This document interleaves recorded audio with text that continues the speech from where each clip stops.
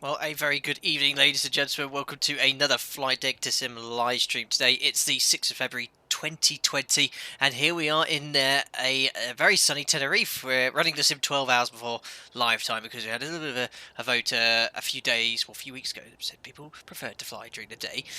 So that's what we're going to do. And here we are in the Alpaca Airways themed ZIBO mod. We are in a pre-release version.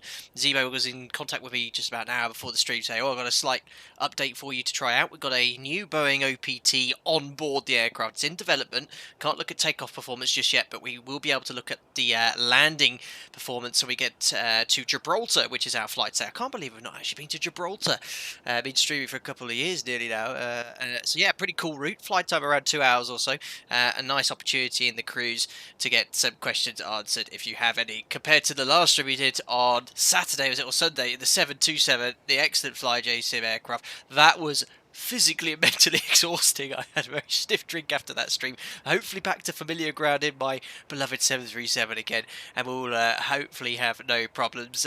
Hello to lots of new faces in the stream today, lots of members here as well. KPS, nice Alpaca, thanks again for your generosity in the impromptu Apex Legends stream the other day. We've got Timothy Waters, Justin Gold, Daniel F, Greg Scott, Martin ATL, some new faces here. Vironix asking, will we be doing the 09 approach into Gibraltar? It will be 09 there. At the moment, I think the wind is about 20 knots down the runway, so very much going to be runway 09 until we get there too. So that's it. Here we are. We are completely cold and dark. I've done nothing. Sorry for the slight delay to the stream. I just found some Gibraltar scenery on the X-Plane forum. I installed it. I needed loads of libraries which I didn't have installed. I went to try and install them. There was about 10 I needed, so I went back. I just reverted to the default one. There doesn't seem to be any decent payware scenery or any scenery at all for Gibraltar in X-Plane 11 at the moment. But this scenery I did buy today. This is Just Sims Tenerife South. I've been to Tenerife lots of times in my career. I haven't actually looked at my logbook. I will on the way there, but I think I've probably been here 30, 40 times in the last 8 years, so I'm quite familiar with the airport. Never flown into Gibraltar in real life, so that will be quite interesting. But yeah, this is a really, really nice, accurate replica of the airport. I think it's been updated recently by Just Sim. You can see we're just twiddling my head around here, having a look in. But yes, we'll jump into the mod nonetheless and get everything set up as per real-world procedures. Yes, here is the new virtual airline. We're shortly going to launch Alpaca Airways. Love it on the front there. Right, let's get some electrical power, battery on, GPUs on the bus, electric hydraulic pumps are on, landing gear lever is down. Oh, it's so nice to be back in the 737, guys. 6 screen lights, they're all checked. Coming back down here, we'll do all the tests. There's this bottle squib integrity test, default tests, master caution, overheat detectors all fine. Do the fire tests. They're all sounding quite great as well. Thank you very much there for the 2 new members. I have no idea, but my alert box doesn't seem to be coming up to say thanks a lot for the membership there, so I've just had a look at the chat there. Thank you very much, Blue Nexus and Andrea M, who have just joined as a member. I've just realised as well my alert box is absolutely massive for some reason. I'm just going to fix that now, taking up all that space. So thank you very much, both Andrea M for the membership there and Blue Nexus. There be Dragons coming in with a very befitting donation, $7.37, just signed up as a member last week as well, so thank you very much. I do enjoy your streams for other aircraft, but it's nice to see the 737. Well, thank you very much there, Big Dragons. I like streaming in the 737 too, mate, to be fair. It's my familiar ground. Completely happy to be back in this aircraft. So coming back down here, just at the fire test, the fault test as well. Back up to the upper overhead panel. Usually comes a bit later, but I'm just going to switch the IRS to nav now so we can get the alignment up and away. We need to get the aircraft fueled as well, but we'll arm that now. We won't put the faster seatbelt sign on just yet because we are going to be refueling. Tend call we check. We make sure the flap up position matches the flap indicator. Order brake to RTO, we usually do that a bit later, but we can do that now. Now is the cargo fire test. We've got forward and aft discharge, fire warning bell, and light has illuminated, and no detector fault. Working our way down here, we check the rudder trim. I don't like playing with that in a desktop simulator because you want it perfectly balanced, but in real life, we always check that you get this little arrow move left and right. The aileron trim, move that left and right to make sure the control column turns accordingly. We just make sure the emergency landing gear extension door is closed. Check the circuit breakers. Oh, ZIBO's done some work here. That's new. I don't know what this little hatch opens here for. Something that I'm unfamiliar with. Still warning tests. We still need to wait another 4 minutes or so. Flight test. Mach airspeed warning test. VHF to 1. Nav 5 minutes left. And again another new panel with a little bit of red spiel there. No idea what's going on there. Circuit breaker panel is closed. Closed, not in level D sims, right? These are all not popped and we'll just go in like this. Perfect. Right, so we can now start the flight leg. Fuel weight and balance. Let's get some fuel on board.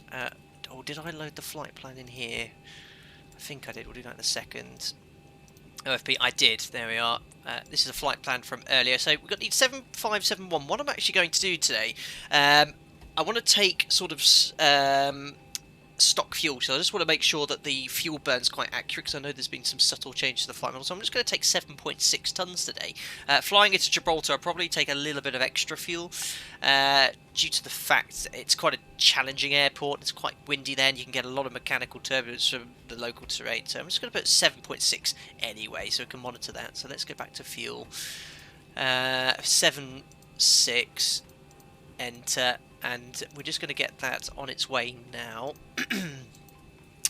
Ground services, call for the fuel truck. That should be outside filling us up at the moment. I've just noticed that, again, I'm having a lot of issues with my internet these days. It says that I'm losing quality, video output's low. So if you're having issues with the video, just knock it down to 720p. That should improve things, but mine's going pretty slow my side here, so apologies if you're having any issues. Let me know in the chat if you can see it at the moment, but it looks like it's going really laggy at the moment. I'm having lots of problems, so sorry about that. So we started the flight leg, payload, and we're going to get here. Now, the payload section, I did introduce a lot of people here to this section in a stream about 3 weeks ago. We did a flight to, I think we're Birmingham to Oslo. What you want to do, you can fill each zone in, but what's far easier is just go to page 1 here. On, where is it, ZIBO? Payload total here. You can put the total amount of passengers. Now, I work backwards now. I actually fill this in first, so I want 180 passengers today. Oh, hold on, no, that's not, no, 180 kilos, that's very empty. Make sure you push 180, then the packs button, enter. There we go, we've got 15.3 tons, which equates, I don't want any cargo in the holds either. 15,120, that gives us a zero fuel weight of 58.3, and what I've done, I've used this zero fuel weight inside the Boeing onboard correction on the Simbury flight plan. I use 58.3 as a zero fuel weight instead of choosing the amount of passengers I want here. So that's all making sense. My stream's really lagging here at the moment. I'll try and see if I can sort that out in a bit, but I'm sorry about the quality of the video here. I'll have to shout out to Mariana. I don't know if she's watching something or uploading something. It's killing my internet. I've got fibre optic broadband here, so I don't know what's going on. Imagine being in 144p. Oh god, I'm sorry if anyone's having to watch it in that quality. Awful. So that's the loading completed, and the fuel. We can now go into the pre-flight setup here. Right, so latest weather conditions in Tenerife at the moment. It's 1023 on the QNH. So we'll set that up just there. And we want to have the MFRA set as well. So the elevation here, 1210. That's what the official Boeing OPT's performance is giving. Greg Scott, how dare she? I know, but I was told that if they're watching, so if someone's watching something on Netflix or something, it shouldn't be affecting the quality of the upload, because download and upload is different. But I'm moving house in about 2 to 3 months, and we're going to have super mega fast broadband, so we shouldn't have any issues there. But I could barely see anything's going up. Dougal McTavish, wind up the router with key on the back. Like an old guy, absolutely. So we've got the MFRA set. We'll check the rest of the weather later. Just going to get rid of the control column briefly. Airport. Turn up the Who did this? I think that must have been Paul whoever made the frequency. I just realised it now says alpaca on the registration. I did put nothing there. Oh, that's really funny. That's quite a surprise. Wasn't expecting that at all. So we turn the lights up there. FMC, enter IS position. Yeah, we're getting to that. Tenerife, that's where we're at the moment. GPS left, coordinates going in. 480p for me in auto. Okay, I'm hoping the internet sorts itself out, guys. I can only apologise for that. I've never had issues for a long time, and all of a sudden, the last month or so, the internet's run really slow. I've had a lot of streams where I've had issues with the internet, but I don't know. I'll have a play around with the settings again. But yeah, Tenerife to Gibraltar, and we're in Alpaca 01, so that's going to be VCP 01. Departing runway 07, the surface wind in Tenerife at the moment is 0809 knots. We're going to be doing a Gallat departure, I think. Oh no, a Coral departure. Coral 1 Echo. So the rest of the routing coming in from the operational flight plan, which I have printed in front of me, but I'll show you what I'm writing nonetheless. It's just here. Right there. So we're going to go from Coral, Upper Golf 5 to Sonso. From Sonso, Upper November 871, and from there to Osdam. This is unfamiliar routing with me because I'm based in the UK. Go a little bit further west. This is taking us towards the south of Spain and Gibraltar. I think it's actually going to be crossing kind of... I haven't looked at the flight plan pictorially on the map, but I think we're going to be crossing kind of Tangier, northwest Africa. I don't have any ortho for that area, unfortunately, but it'll look okay. It's from Barpa, Upper Mike 985 to Pimos, and that is, I believe, the arrival into Gibraltar. So we're going to go Pimos, RNAV 09 via Pimos. Activate that, we'll execute it, and that should be fine. 0 fuel weight 58.2, the reserves are the sum of these two, 2.4 tons, just going to see who donated. Thank you very much to Avion Man, £5 donation. Hello Flight Deck, how's everyone doing? Well, thank you very much Avion Man for the donation. I'm doing absolutely fine, apart from I'm going to go and kick the router out the front door at the moment because of my dodgy internet, but thank you very much for the donation there, and I'm sure everyone else in chat will tell you exactly how they're feeling too. I hope everyone's doing very well, but thank you very much for the donation there. So yeah, reserves, the summer final reserves, and our alternate, which is Malaga, 2.4 tons. Cost index we're going to use is 30. Cruise altitude, I think it was flight level 360 today. There we are. You can execute that, punch that in up here. Elevation in Gibraltar is 12 feet sea level, so we can leave that in 0. Using reserve fuel. Still getting a few of the... Oh, no, we'll say that at the moment, because we're... Oh, no, fueling is complete, so it shouldn't be saying using reserve fuel.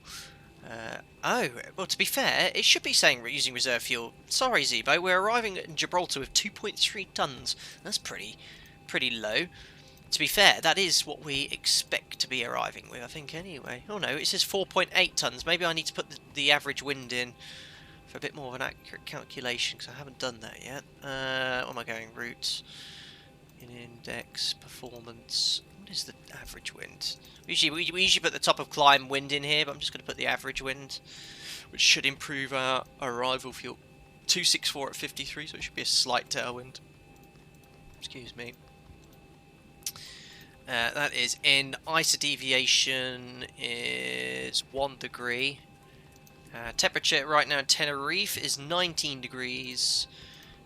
OPT provisionally filled. Oh, I've already filled that. Oh, did I put that in already? I can't remember.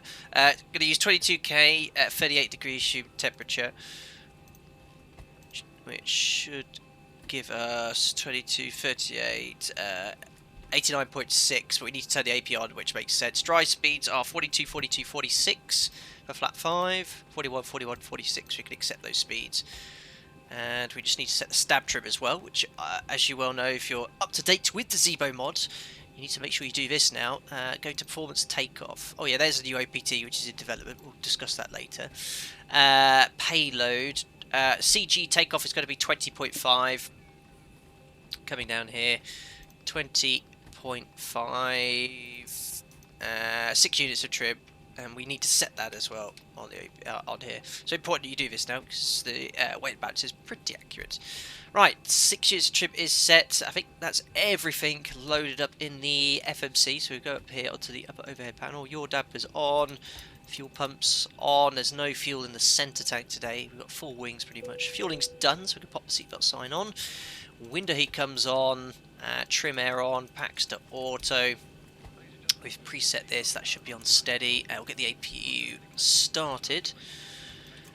Flight director's on. Right, let's get the charts booted up. We are in Tenerife, GCTS. Please let me know in the chat how the video is now. I've still got a video output low message from YouTube saying I need to do something about it, but it seems to be streaming okay on the side of me, so please let me know if you're having any further issues. Try watching in 720 if you can't see it in 1080. So we've got airport charts and the parking stands. Not too worried about that because we're not on the VATSIM today. We're flying the Coral 1 Echo. So runway QDM for runway 07 is 074, so we'll punch that up on the courses and heading for now.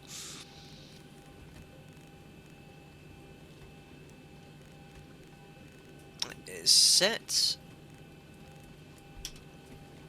And the initial departure says Coral 1 Echo, runway 07, climb on the Tenerife radial 074 until you're 10 DME, so it hasn't changed since I was last there. So 16.4, we'll put that active. And if you remember when we were in the 727 last stream, we're having to do this all manually. God, that was annoying. But that was the way it used to be. Panel will turn this light up. So we'll have to wait till we're 10 DME.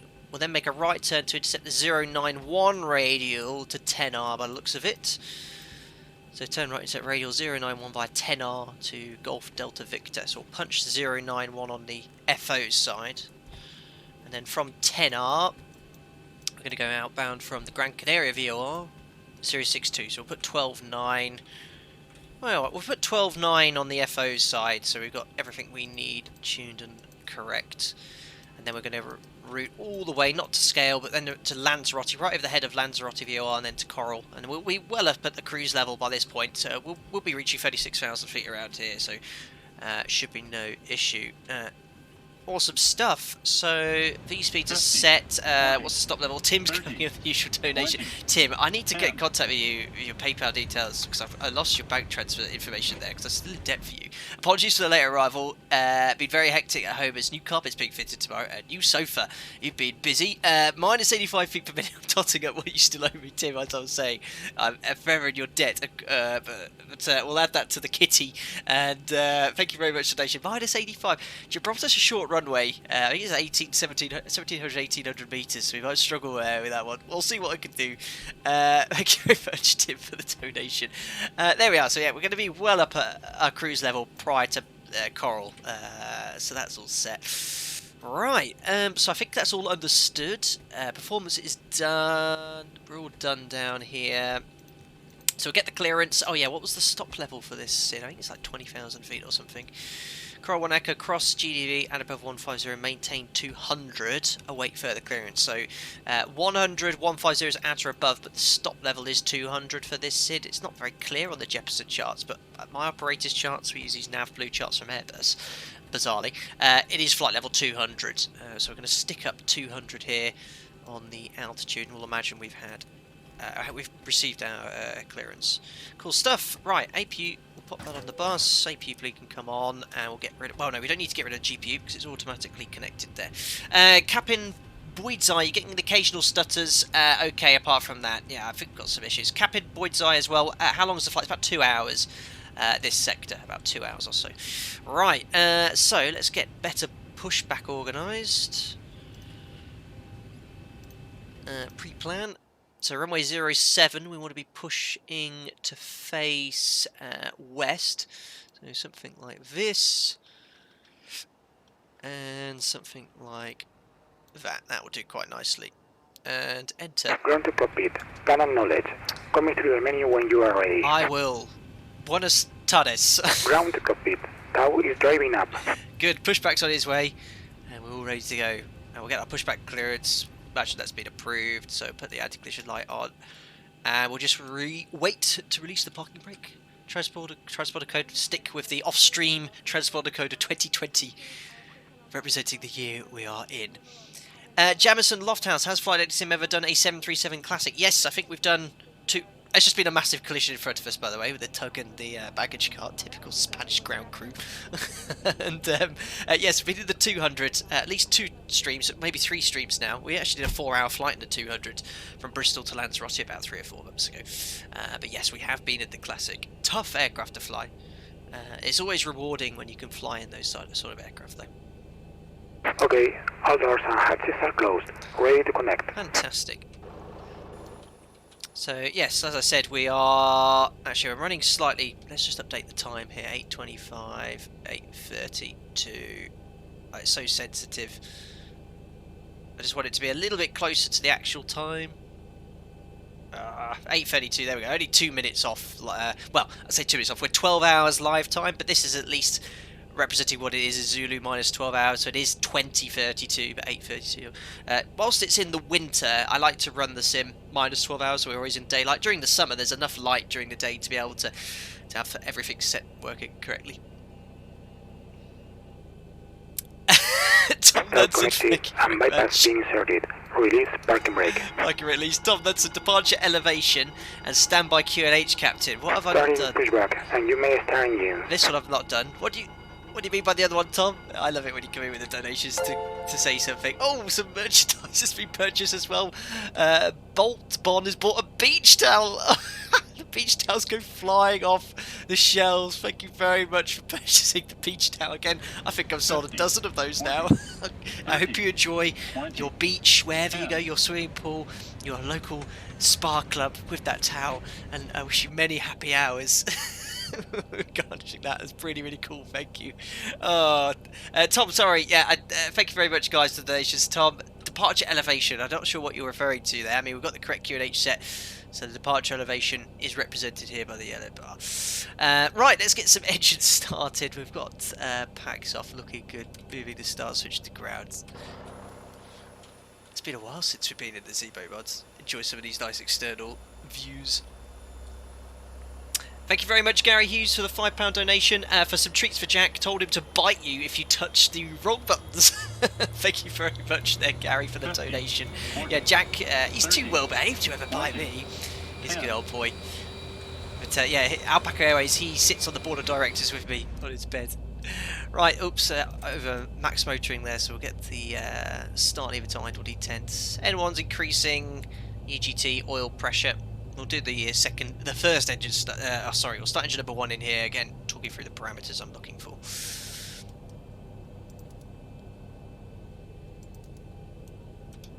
Nice scenery by Just Sim, actually. Probably should have pushed back a little bit further to exit here, but we can yank it round there. Right, starter cut out. Monitoring engine number 2. 2 is stable, so we can now start engine number 1. Oh, Tom, you don't need to donate to go again. My bad, Captain. Land out is set to 0. Yeah, that's fine because the elevation in Gibraltar is 12 feet, so that is correct, Tom. That is correct. Complete. Set parking brake. Parking brake is set.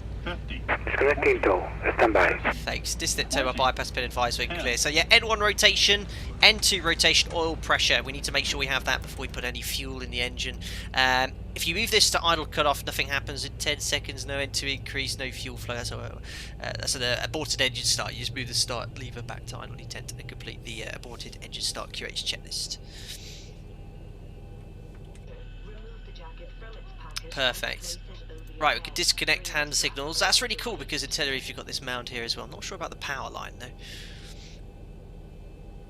though. Tom Nuts, I thought you rounded up. Yes, if it was more than 25 feet, I'd basically round it up to 50, but less than 25 feet, we just stick in 0. Dougal McTavish, wow. Tow is disconnected and bypass pin has been removed. And signal on the right. We'll see you next time and have a safe flight. Buenas tardes, is it hasta luego? Que tenga buen día. Dougal, wow, 5 times the number of viewers and likes. Spread the love, guys. Exactly, Dougal, you tell them. Please give the video a thumbs up. Appreciate all the support. And Dougal, we will discuss in the cruise your new and upcoming project, which I'm very excited about as well. Right, so he's going to show us the bypass pin. All looking good. Thanks a lot, Carlos. And we can now do the before taxi flow. So generators on, APU off, start switches to continuous, Probe on, anti-ice not required, air conditioning packs to auto, isolation valve to auto, APU bleed is off, flaps 5 for departure. And here comes the flight control check. I get my joystick in the right position, full forward, full back, left centre, right centre, and rudders full left centre, full right centre. Recall, we can blank the lower DU, and then we would read and complete the before taxi checklist, which is here. There you are, that's read by the first officer. And then the captain confirms all the switches are in the correct position. That's it. For taxi checklist is complete. Thank you very much. Very generous, Christopher Henriksen, with 100 Norwegian kroner. Thank you very much. You can use the left key to shift time forwards, backwards. A lot easier than the slider in the menu. Holding shift will speed it up. Well, Christopher, thank you very much for the tidbit there. I won't do it now. I'm happy with the fact it's within a couple of minutes, because if I start changing the simulation rate, I'm going to probably break the sim or something. But Christopher, I've taken a note of that, so if I'm testing or prior to a stream where I want to get it fine-tuned, I'll be able to use that feature. So thank you very much again for the generosity and for the tip. Appreciate that, Christopher. Right, Max O'Connor, are you flying on VATSIM tonight? Negative. I think on the project fly it does say VATSIM, but again, I'm staying away from VATSIM on public streams at the moment, just due to the issues we were having a few months ago. I'm only using them on the private streams for now. Perfect, so we'll get the taxi clearance. We'll be told most likely to take a left turn here. I think it's on to Charlie, on the Charlie gate. There we go. Well, it's not as clear. You need the parking stands apron for the exact exit. It only shows you here. We'll make the first left and then a right turn onto Tango. And I've done the performance figures from Bravo 2, but we'll go full length from Bravo 0 and go from there. Right, parking brake is released. Let's do a config check. Excellent start. No takeoff configuration warning horn. And we'll make this left turn here. Out the gate. They call these gates. Typically you have gates as stands as well, but typically they'll tell you to leave via gate Alpha Bravo Charlie. Happy days.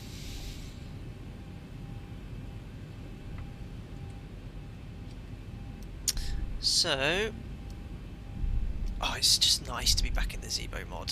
The taxiing as well is really nice because there's a little bit of the tiller input is a lot more realistic, and when you make the inputs on the rudder, you get just the right amount of nose wheel authority. It's so nice to taxi in this. Well, I've only ever taxied the real 737, so it's all I can compare it to. Some of the other add-ons are a little bit sensitive with the nose wheel tiller, I found, but the ZIBO mod is, let's say, the best aircraft you could taxi in, I should say. There we are on the parallel. Ooh, a little bit overshot there. It's because I've put my joystick is on my flight plan, so every time I move the joystick it's moving on top of the flight plan, which isn't that great. Perfect. AHK 747 V2 speed has changed. Has it slightly? No, it's the same. 146, 146. We're all good there. And we'll continue on our merry way.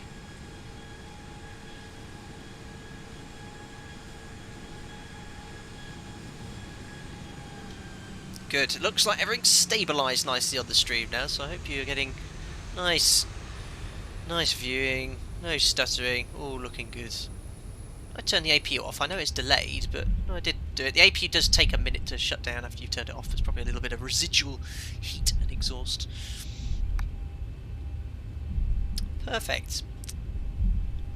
Right, so we will now do the before takeoff checklist. So config we checked, flaps we have 5 required, 5 with the green light, stab trim set for departure, 6 units required, 6 units set, takeoff briefing, packs are in auto, bleeds are on, the V speeds are set for departure, 141, 141, 146, and we are flying the Coral 1 Echo departure, going to climb runway heading, intercept the 074 radial from Tenerife until we get to 10 dear me. We'll then make a right turn to intercept the 091 radial until we get to Gran Canaria, and then we'll make a left turn inbound to Lanzarote VOR. Stop climb is flight level 200 set in the MCP. It's noise abatement departure procedure 2, so we'll accelerate, engage the autopilot at 1,000 feet and then continue to climb out.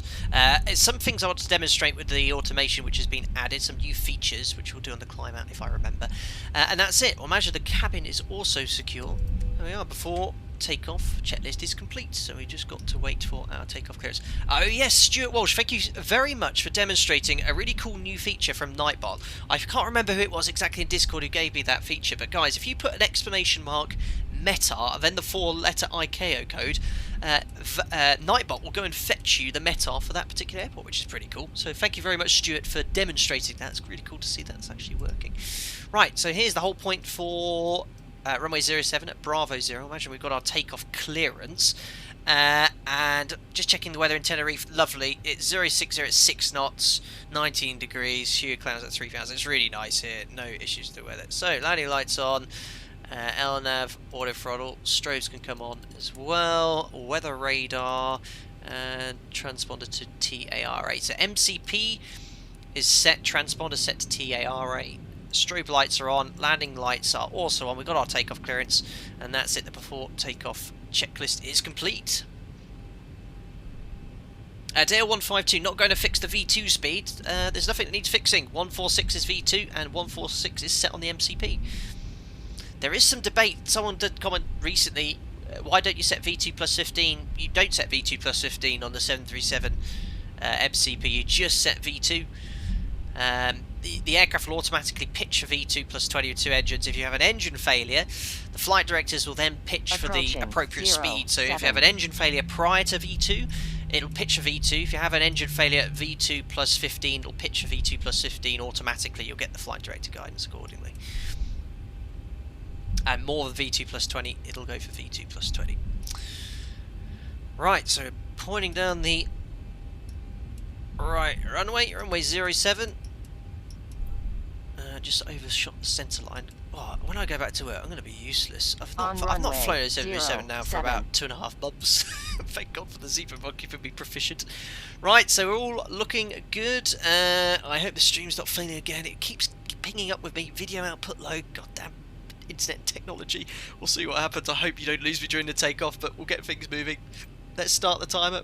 Stand the thrust levers up to 40%.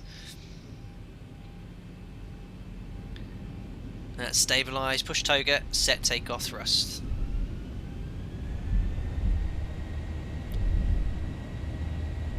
We are looking for 89.6. Takeoff thrust is set. Indications are normal. Just using the rudder now to maintain centre line. Don't use that tiller.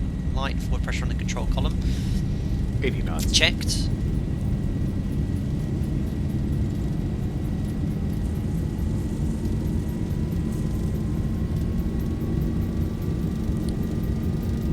Comes V1. V1. Hand off the thrust lever, rotate 2 to 2.5 degrees per second. We're airborne, pull through that dead band, and onto the flight directors. Positive rate of climb, gear up, and trim. 400. You can verify LNAV. There's a slight right turn to the next waypoint. That's just to intercept the 074. Actually, no, where are we going? That's a bit early. Yeah, there we are. 1,000. 1,000 feet. Get the autopilot in. Command A and bug up.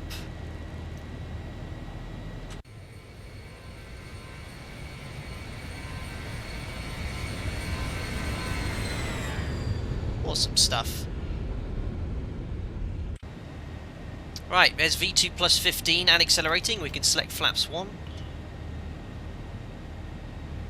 So I'm not sure. There's 10 dB. It's a little bit early here. We should be waiting to exactly get to that point before starting the turn. It looks like it's not overflying the waypoint. Flaps up. So it looks like if we go here that we're going to be cutting the corner slightly. We should be waiting exactly till 10 DME before commencing that turn. But we are turning now.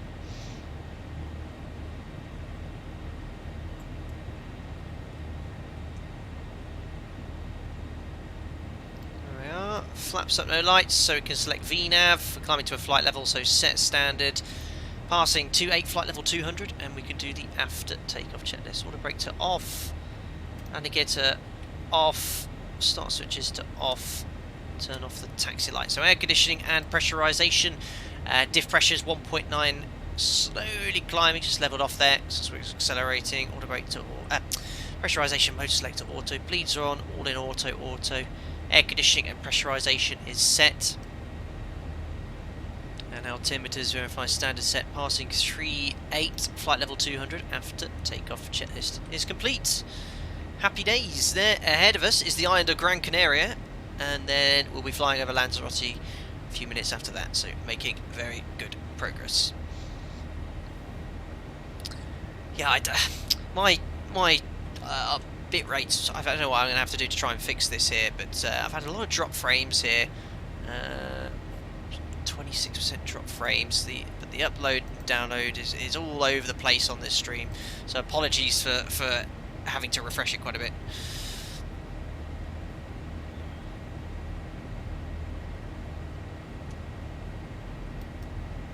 Cool.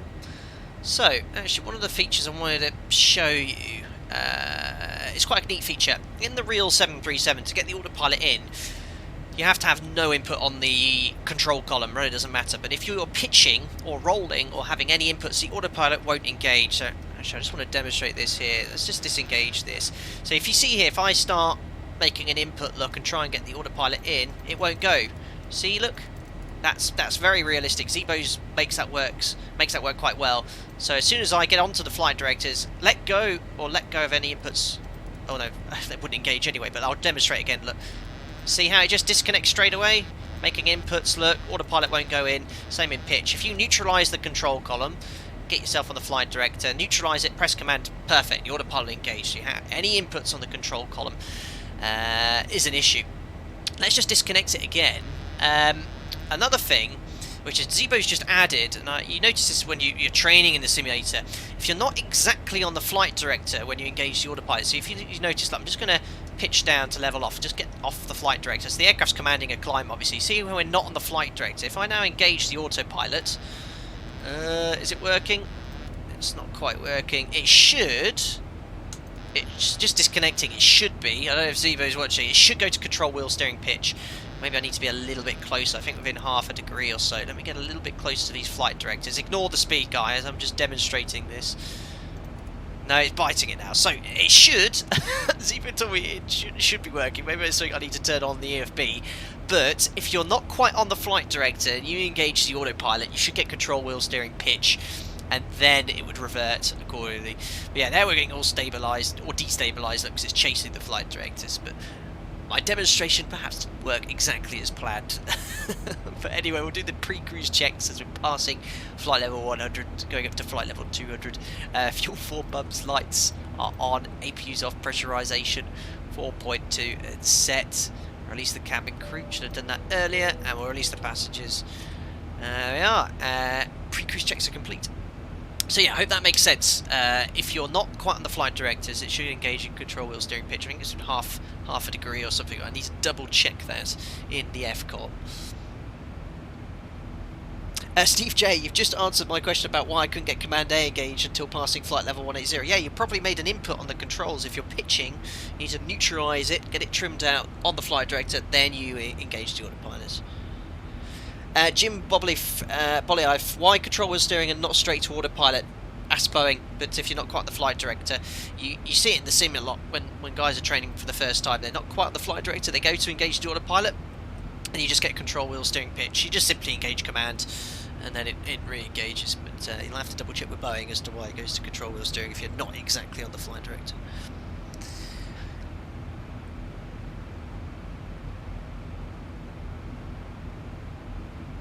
Joshua, when do you use control wheel steering? I've never used it in the real aircraft. Severe turbulence is one situation because you don't want to have an autopilot with altitude hold. You want to have something that just holds the attitude, and then you could usually disconnect the autothrottle, hold the thrust, and just let the speed and altitude vary slightly. But that's for kind of very severe turbulence, which I don't think like I say, I've never really experienced in my career. I've had very moderate, but severe is kind of, difficulty to control the aircraft, pretty serious. And the aircraft is grounded after you've landed, needs to be inspected by an engineer if you've had severe turbulence in flight.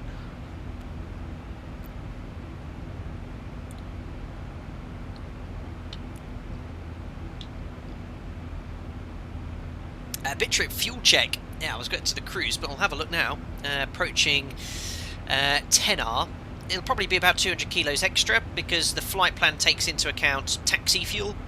And you don't typically use all that taxi fuel unless you've been delayed. So if we go here to charts, you can see, look, we've got 113 kilos for taxi. We probably didn't quite use all that, maybe about 40 or 50, but we shouldn't be too far off. So approaching right over the top of 10R now.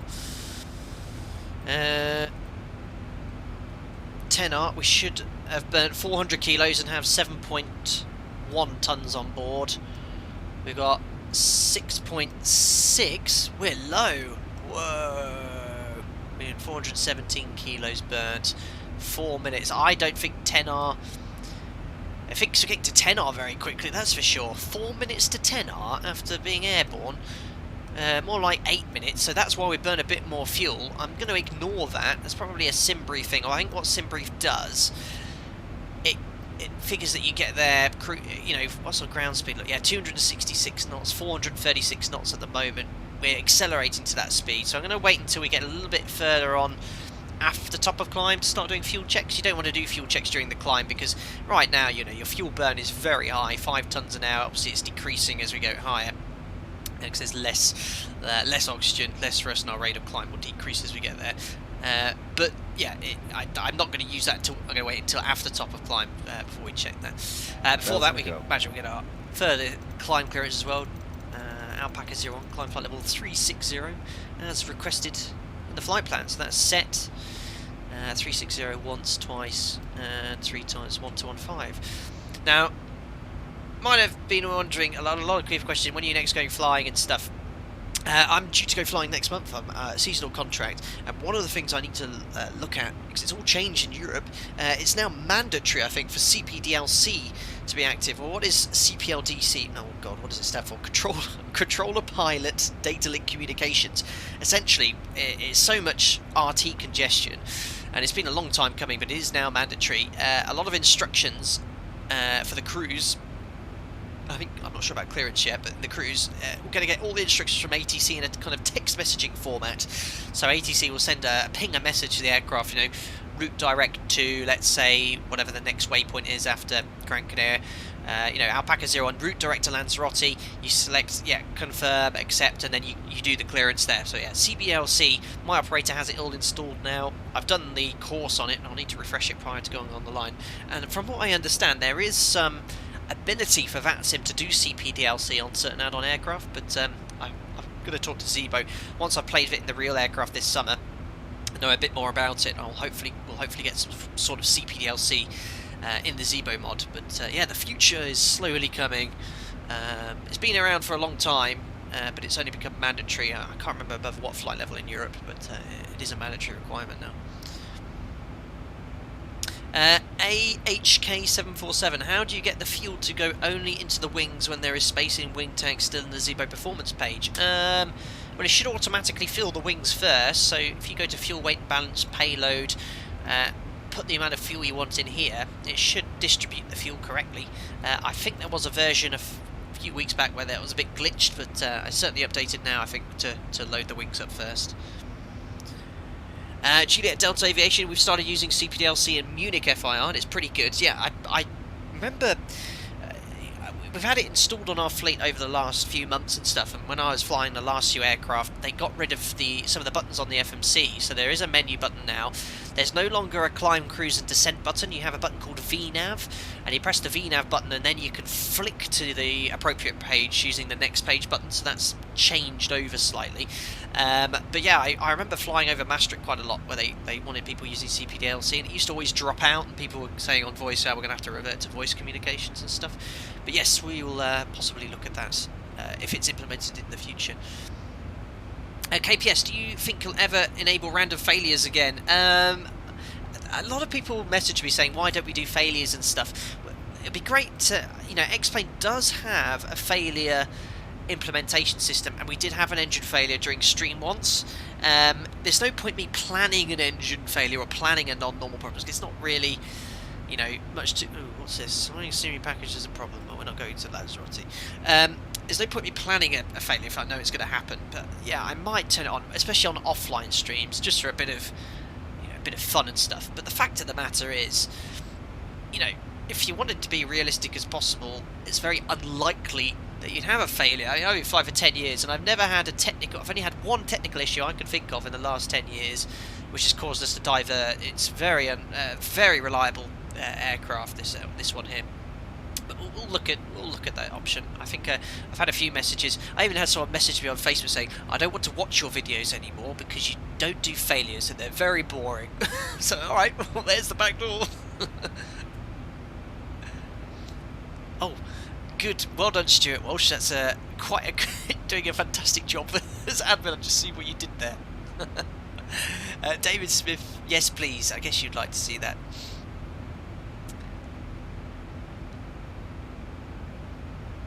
Criken, are there pilots who use control wheel steering just because they prefer? I've never, it's not SOP or standard operating procedure to use control wheel steering. It turns the 737 into an Airbus, but no, I don't have any wish to use it. Infinite Captain 21, anyone know flight data sim sensitivity settings? I've got everything set to 30%, I think.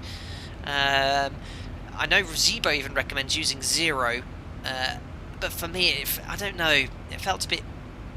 It felt a little bit unstable, the aircraft, all the aircraft, if you set the control issues to 0. So there's a tendency, if you make an input for the input to continue, it doesn't return to its norm. So it's a bit. For me, it makes aircraft feel a little unstable. So I have a little bit of artificial stability plugged in from X-Plane 11 to a level which makes it, for me, feel realistic. So I think it's all set to 30%.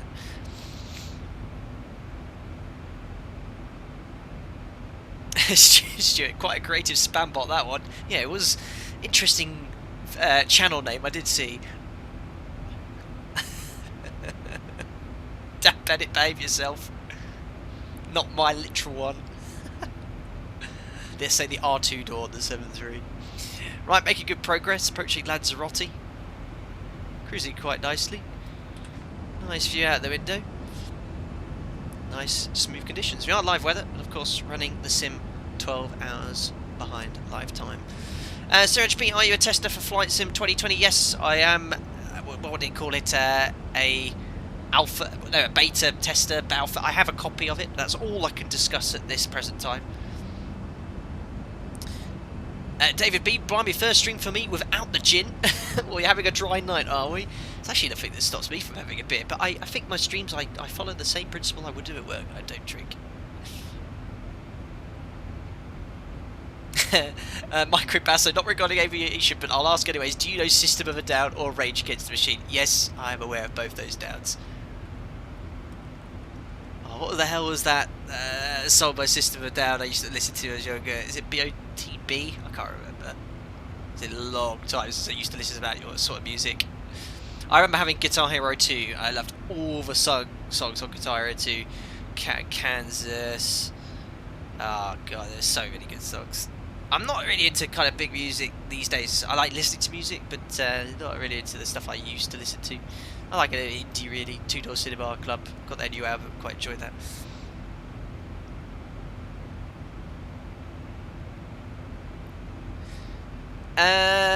Blue Nexus, when was the last time you flew in real life, Captain? November last year. It's been now. BOYB, thanks guys. What did I say? BOTB. Oh God, how embarrassing. Yeah, BOYB, I used to love that song. Absolutely love it. So much I can't remember its name. Where was the last time I flew? November. It's now been the longest period of time since I've been a commercial pilot. We haven't flown. I just surpassed that last week.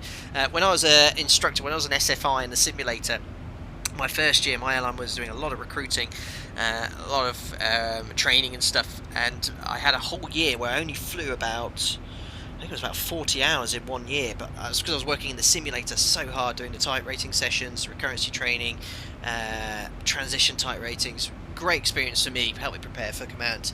But yeah, it's been now nearly 3 months since I last flew. I'm really yearning it now. I do miss it. I did ask if I could come in and do some work, but my contract is like, no, that's it. You're off for that period of time. Thank you very much. Who's that's just joined as a member? Doug T, thank you very much for the membership. Welcome to the channel as a member. You'll be automatically invited to the members only Discord, where you get to enjoy some exclusive content, advice to our flights, our monthly group flights, some other things too. So thank you very much for that. Julian Williams is just joining as a member as well. Obviously, I always sell it very well, but thank you very much as well, Julian. Welcome to the channel as a member. And you also enjoy all the exclusive members-only content. If you want to join Discord, make sure you synchronise your YouTube to your Discord account, refresh it, and do that on your desktop browser if you're having any issues. Bartos Pushback, hi Flight Deck Sim, hello again. The next great flight, I wait for your smooth landing. I don't know if you're referring to this one, Bartos, but I hope for a buttery landing in Gibraltar. It's a nice short runway there, it'll be flat 40. Flat 40 is always a little bit tougher to land smoothly with. Farmborn Media, no, I have to go. Bye Flight Deck Sim, and thank you for the good work. Well, have a lovely evening, Farmborn Media, or morning, wherever you're coming in from. And thanks for coming in. Harish K, how do you do an offset in the FMC, Captain? Harish K, I will demonstrate to you how to do an offset. So it's a function we don't really use in European controlled airspace, because if you have something that has to, you have to get around like weather or traffic latency, they'll just put you on heading. So it'll be something like Alpaca 01, turn right heading 080 degrees for 20 miles, and then you just update it accordingly. But we'll do an offset from Lanzarote, go back onto route at Sonso, and I'll demonstrate that in a second. I just want to say thank you very much to Torsten Schwartz for the $10 donation. Thank you very much, Torsten. How about a drink and fly? For every waypoint you need to take a drink. Torsten, I like your idea of a drinking game there. Oh dear. So every time I go to a waypoint, I have to down a neck of shot, do I, Torsten? Thank you very much for the donation. I'll take a pass, but an excellent idea for a drinking game nonetheless. Well, I cannot recommend if you are an airline pilot, though. Oh, Torsten, that's funny. Right, Harish, let me just demonstrate for you as we approach our cruise level the offset feature. So if you go to route, press offset. Last time we did this, it didn't work. So if we put offset distance, let's say we want to go, I don't know, just 5 miles right of track. I think we go 5R. Start waypoint LZR. Why is that not working, ZIBO? Lanzarote, message me in Discord if I'm missing something there. Right 5. Is that because it's an active waypoint? It should work, I'm sure. Let me try Coral. Coral. No, it won't let me enter the start waypoint or end waypoint for some reason. So the idea is you put Coral. Let me just execute that first. I think that's just going to move me right of track by 5 miles, though, isn't it? Okay, maybe I have to execute that. I cannot remember if that's a feature because I never use it. But let me try it now. No, Lanzarote. No, it's not having it. So that's something that ZIBO needs to look at there. Unless I'm completely missing something, I've not used the offset. I don't think I ever used the offset function in real life. But yeah, you can select right 5, 20 or whatever distance, or left. Say where you want to start it. It'll have a little dash line. And then you just say where you want to rejoin it, and it will rejoin it. But it does seem to be a bit bugged in the mod at the moment, unless I'm missing something obvious, but not working.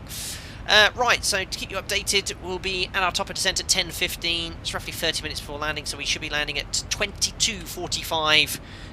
1 hour 45 minutes from now until touchdown in Gibraltar. So if you do have to go off and do whatever you need to do, come back, and that is completely fine by me. Harish K, my bad, it's okay, Captain. No, not at all, Harish. It should be working well. I don't know if I've missed something there, but no problem at all. That's what this is all about. You ask questions, and I will try and answer them.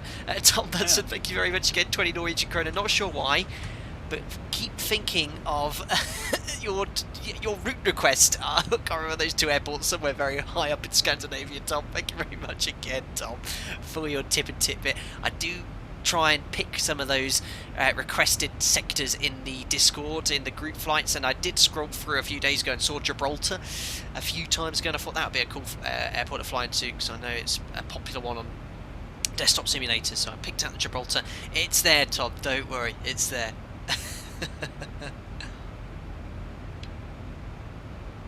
Kevin Kirkland, good point. With that much time since you flew last and having done so many streams, how many times do you think you'll call up ATC as Alpaca Air?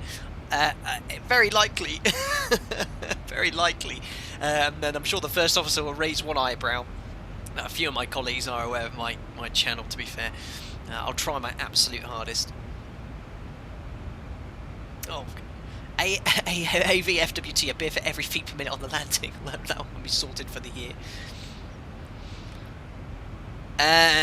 Tutorial videos. Hey man, I'm starting my 737 type rating this week. Any tips? Well, firstly, congratulations. Best of luck with you. To you. My number one tip is please do not use my tutorials as a basis for your, or streams as a basis for your knowledge. I am replicating everything as realistic as possible, but it is not in any way a crude form of training. So that's my number one tip, which I always mention in all my videos and in the description below. Secondly, listen to what your operator says to you. You'll get your FCOM 1 and 2. My operator has a really good training department. I mean, I only say that because I do work for them, but I've taught a lot of people from other airlines who've joined, and they've always said, you know, and it's well recognised, my operator has an excellent training department, and I'm no doubt wherever you're working we'll have some documentation. We have very useful documentation tailored for the type rating, lots of references, so use it, listen to what your training is. If you've only got a week to go, I'd get your tech knowledge built up, so have a look at FCOM 2 now, be comfortable with the aircraft before you start doing the nitty gritty stuff in the sims. But yeah, you'll be absolutely fine, and best of luck with you there. Thank you very much as well. We had a new member just join, Marcus Anderson. Thank you very much, welcome to the channel as a member. I hope you enjoy all the exclusive members only content, appreciate that, and thank you for the dedicated support there. Awesome stuff. Right, let's do his fuel check then. Approaching Lanzarote at 15.9909, so pretty much overhead in 2 minutes. Let's check the fuel burn. Ditch the Tenerife charts now as well.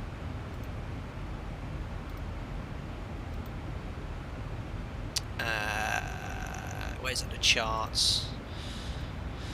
So we should have burnt, we should have 5.6 tonnes on board and burnt 1800 kilos. 5.6, we've got about 5.6, that's much better there. So during the climb, don't look at the fuel burn, not accurate, because you're climbing on the SID, fuel burn's always a bit off.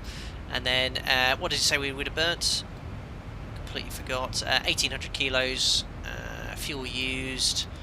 There you go, look, 1900 kilos, 1800, it's bang on. The fuel burn is very accurate, always has been. There's been some kind of subtle changes made to the flight model. What are we on now? That's Tim's work. Flight model version 4.2. Seen some subtle changes, behind the scenes stuff, mostly associated with the CG updates and stuff, but it is all working correctly. Flypad 64 is Gibraltar payware. No, there's no payware Gibraltar Airport for X-Plane 11. I did try one of the ones in the forum, but it was not, well, I needed a lot of library, so I've just got the default one, I'm afraid. It's okay, it works okay, but fortunately nothing else there. Stuart Walsh, excellent work.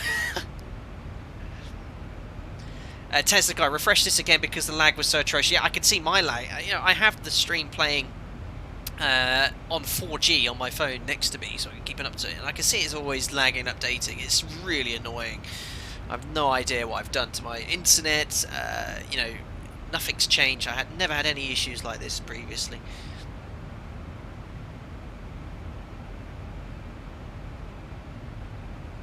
James, the charts and Habitat always confuses you and me. Yeah, it does, because you know, what is it? You're trying to find charts, so you click charts, and that's where the PDFs are. So maybe if we could change the names, that would be good. Or maybe ZIBO could do that. If we had that as OFP or document, and that changed to charts, that would be far better.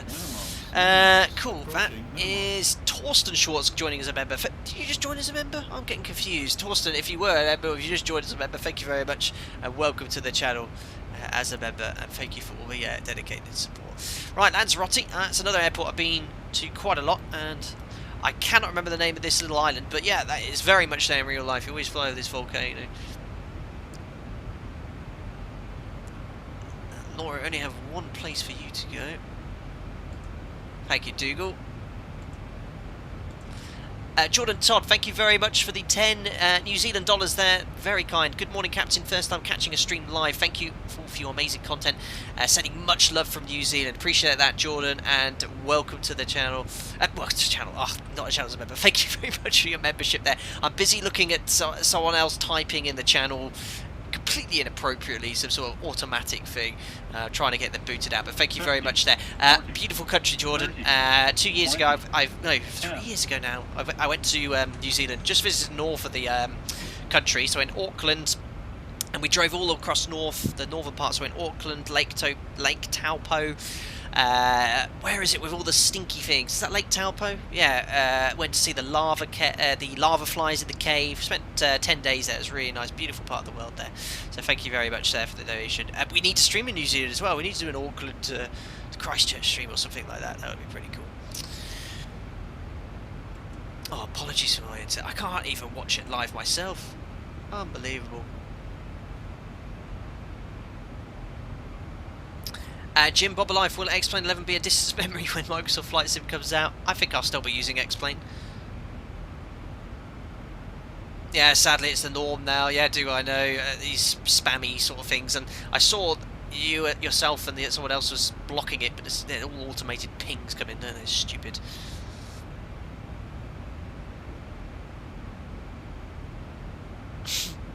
At least someone around the corner will be using up the bandwidth for nefarious activities.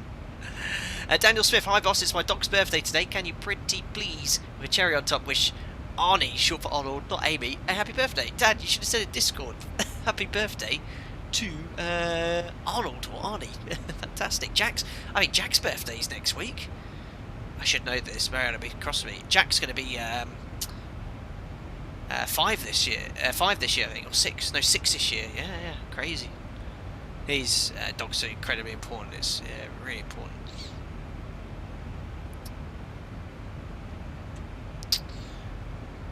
Perfect stuff. The stream's okay.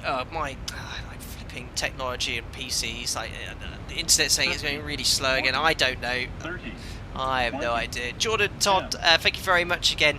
Oh, thank you. Rotorua is the place with all the stinky things. Thanks, Jordan. Thanks for reminding me. Oh my god, where is it? I've got a map somewhere I bought when we were in New Zealand.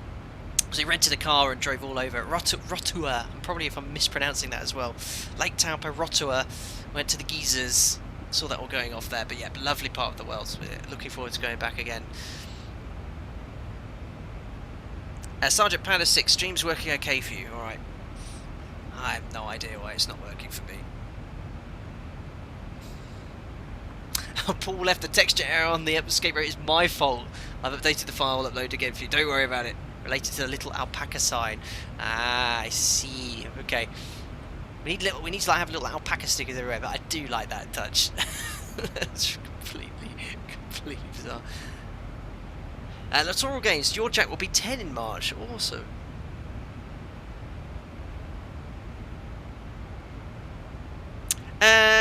Friend from Russia, I think that's a Russian or Ukrainian username. Apologies if I've got the countries mixed up there. Hi, does the Takeoff performance work in this version of ZIBO? Yes, I did say I was going to discuss this. It's still in development at the moment.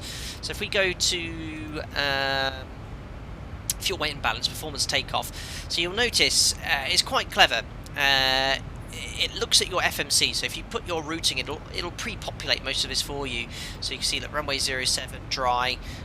You should be able to read your takeoff weight and time, but it's not working. It is coming, and it's going to be quite a simple version of it. It'll be able to give you your thrust rating and your assumed temperature, I believe. I don't know how much input ZIBO can make with this, but there's so many variables in real life with this, unique variables to a specific runway, that it will never be entirely accurate. However, the landing performance is, I believe, complete and working, because this data is completely decipherable from basic data in the FCOM, so it's all, when you work this out manually, obviously the OPT does it now, everything has you can interpolate, so you have a specific slope, it'll work it out, your runway condition dry, so you can just get all that information from the FCOM, and ZIBO's basically taken that information and translated it into accurate performance. So for example, if we look at Gibraltar today, runway 09, standard missed approach climb gradient of 2.5%, it's going to be dry, you can punch the wind in, 15 degrees QNH, flat 40, air conditioning auto, anti-ice off, leave that in all and it'll give you all the auto brake settings. No non-normal checklist, speed brake auto, reverses, no credit, and then you punch in your landing weight. Let's say we're going to be 60 tons, enter, page 2, and there you can see all your order brake settings, and this is accurate. I compared this to the real Boeing OPT within 5 meters in most cases, in some cases exactly the same. Incredibly accurate now for your landing distance, guys. So 60 tons, VRF plus 5 standard edition, very short runway here in Gibraltar.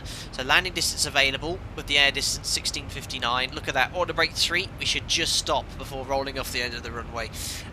So yeah, it's very, very accurate now. And you can use that in the latest version. Well, this is a non-public version, but as soon as I land, ZIBO will release this version publicly. And what are we running today? I can't remember. Something 17. I lose track myself of the updates. 339.17. It should be coming soon.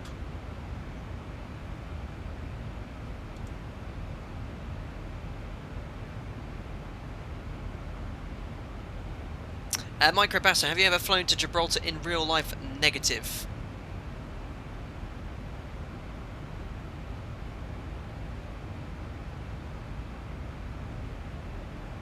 Chris Lionheart, hi Captain, arrived a bit late, but just reviewed your takeoff and now joined live. My tip for your landing rate tonight is 112. Well, everyone's very optimistic with the landing rates these days. See, I'm watching this on my phone, like the stream playback, not watching it, but it's always loading, it's not playing live, so I don't know if, I have no idea if you're being able to see this well, but it does say the stream health is currently healthy. But yeah, it's really annoying when I can't watch it live. It makes me think there's something wrong on my end. Very annoying.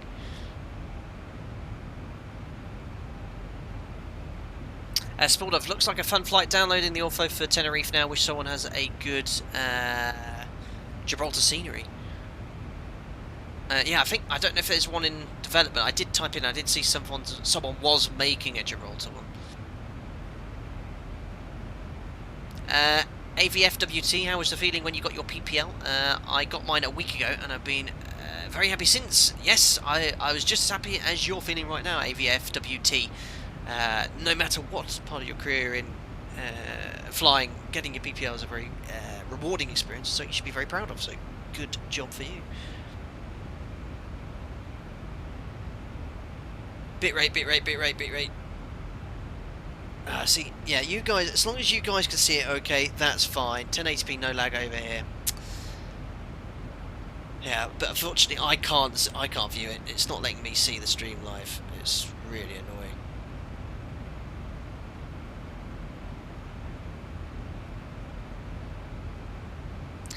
Clive Reynolds, is it possible to discard excess fuel in emergency landing had to be made? In the 737 there is no ability to dump fuel, but in emergency situations you can land overweight in the 737. So an engine failure, there's no issue landing above the certified maximum landing weights. For other aircraft, unsure. It's been a busy week in the aviation industry, hasn't it? We had a 767 in Madrid a few days ago with a engine failed and a shredded tyre. Obviously Pegasus Airways skidding off the end of the runway yesterday. That's causing all sorts of speculation going around there. I'm not going to comment publicly on my thoughts on that. Oh my goodness me, Quinton, it's so long I can't even read the message, it's fallen out the box. Why does the landing OPT give no credit to the reverse? I suppose it would make a big difference, for example, if you use order brake 3 or 4 reverse or idle reverse, hence why the confusion as to why reversers get no credit. Keep up the great streams. I missed the end of that there, Quinton, but thank you very much for the £1 donation. So yeah, no credits on a dry runway. Use of reverse thrust makes no impact on your stopping distance. We'd still select it because it helps with brake cooling. So if I go to where is it, ZIBO? There we go. So yeah, at the moment you can't change it. I don't know why ZIBO hasn't changed it. It's because I think he's just inputting the ability to have the wet figures. So in the OPT, real one too, if you have dry, no matter if you select reverse credit or no credit, the stopping distance if you use order brake is exactly the same. The order brake is a modulated rate of deceleration, so it maintains the same rate of deceleration. But if the runway is not dry, so if it's wet, contaminated, ice, snow, reverse thrust, yes, that will have a big impact on your stopping distance. And the real OPT, it's the dry landing figures here, these are unfactored, so these are the actual stopping distance. For wet and contaminated they are factored, so there's an additional distance added to the landing distance available, so you should be able to stop sooner, but we have to take the factored amount. It's 0.15% for wet off the top of my head, and for contaminated it increases, or for dispatch it's a lot higher, but the figures off the top of my head I can't remember. But yeah, for no credit on a dry, it doesn't matter. All you're going to difference is if you use no reverse thrust, the brakes in reality would get very hot, which isn't that great if you've got a quick turnaround. Norbert 1699, Captain, when would you use flap 40 over flap 30? So flap 30 is the kind of default flap setting. It's the one we'd want to use in most landings because it's better for the flaps, less likely to, over time, parts need to be replaced less. It's a little bit better to handle as well. Flap 40 is sort of reserved for the shorter runways, contaminated runways, getting down quickly. A lot more drag with flap 40. So it helps deceleration on the landing roll as well. But yeah, generally speaking, I think some operators might want you to use flap 40. I remember flying with certain captains who always used flap 40. It was just what they wanted to do. But generally flap 30 for most, flap 40 for shorter, when you want a shorter landing distance. And again, remember guys, the guidance I'm giving you is based on my knowledge as an operator, so a different operator might have completely different rules. So I remember someone emailing me saying, I asked in a stream this, and you said this, but my friend at blah blah airline said it's this, and I had to email him back saying, well yes, it might be that an operator, but he was like, no, but you said this. I said, I know, but I'm only telling you what I know based on one thing. What we do here is something completely done. For example, at my airline, a flap 1 takeoff is a captain's only takeoff due to the risk of tail strike, but it's flap 1 takeoffs quite routine at some other operators. So yeah, there's all sorts of little quirks different operators have, and I only know one way to fly this aircraft, and that's the way I've been taught to fly it, so that's what I do.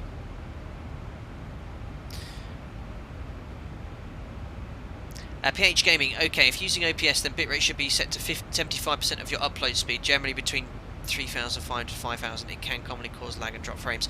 PH Gaming, I think that could be the issue because I upped my bitrate slightly, and I think it's too high now, and that's what's causing the issue. So I'm going to go down again on the bitrate.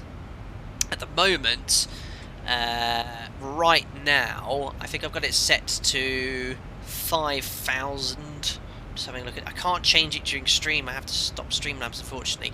Yeah, my current bandwidth upload right now it's 5,200 kilobytes, and I think I've got it set to.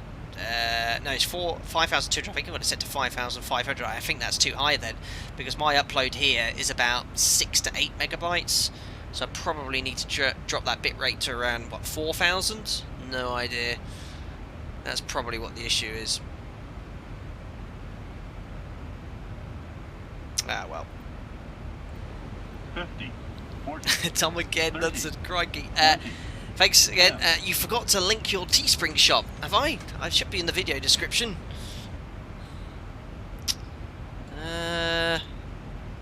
No. Oh, it's gone.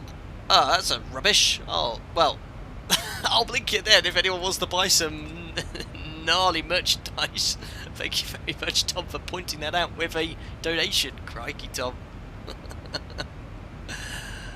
Unfortunately, my internet is literally dying, so I can't post the links yet. If you'd like to get some merchandise, you should be able to scroll down and still be able to click some of the merchandise anyway. But that has just reminded me, something I wanted to mention to everyone. Dougal, who hopefully is still here in the chat somewhere, Dougal McTavish, he is starting a project whereby, I'm very fortunate, a lot of other streamers are very fortunate because people can just stream. They've got the resources, the finances. You guys are very generous and a lot of donations I pour back into payware aircraft, PC, the initial PC costs and stuff like that.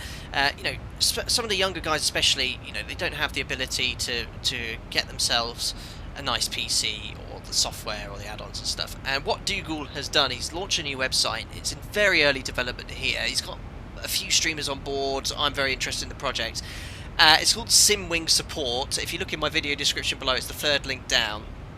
And essentially what people can do, they can essentially donate, and there will be a fund available to probably one person, maybe a couple of people in time, and then to get them set up, get themselves a PC. Someone a lot less fortunate perhaps than a lot of you in chat who don't have that ability. But I don't know much about the background there, but Dougal's in the chat. He'll give you more information if you want to know about it, but the link is there, simwingsupport.com. In fact, I'll post it in chat. I'm going to make a donation actually this week to this, and it's just to contribute to someone. It's in early development. People will be able to donate, 1 penny, a pound, £100 until it's a pooled amount there, and then eventually someone in the community will be gifted the equipment they need to get that stuff. I think it's a really nice thing that's being done. I mean, we all do our own little bits of charity work in the background. I do my own stuff behind the scenes, which I don't disclose publicly. It's quite personal to me, but there's something that I can really recommend if you're feeling generous to donate to that. It's worthwhile doing. But yeah, Dougal's the man there. There's the link I've just posted in chat. It's in very early stages, but please give that a view. You can donate already. The site's in early stages. There's going to be more to it in time. But yeah, it's a really cracking idea. I think Dougal's built it. There's a few people behind it. I'm going to get behind it, I think, in time. Just need to prioritise a few other things in my life, but yeah, good work, Dougal. And you're most welcome for letting me share. So I'll keep that link in the all my videos in the future. Anthony Teal, don't forget chunkyethical.com.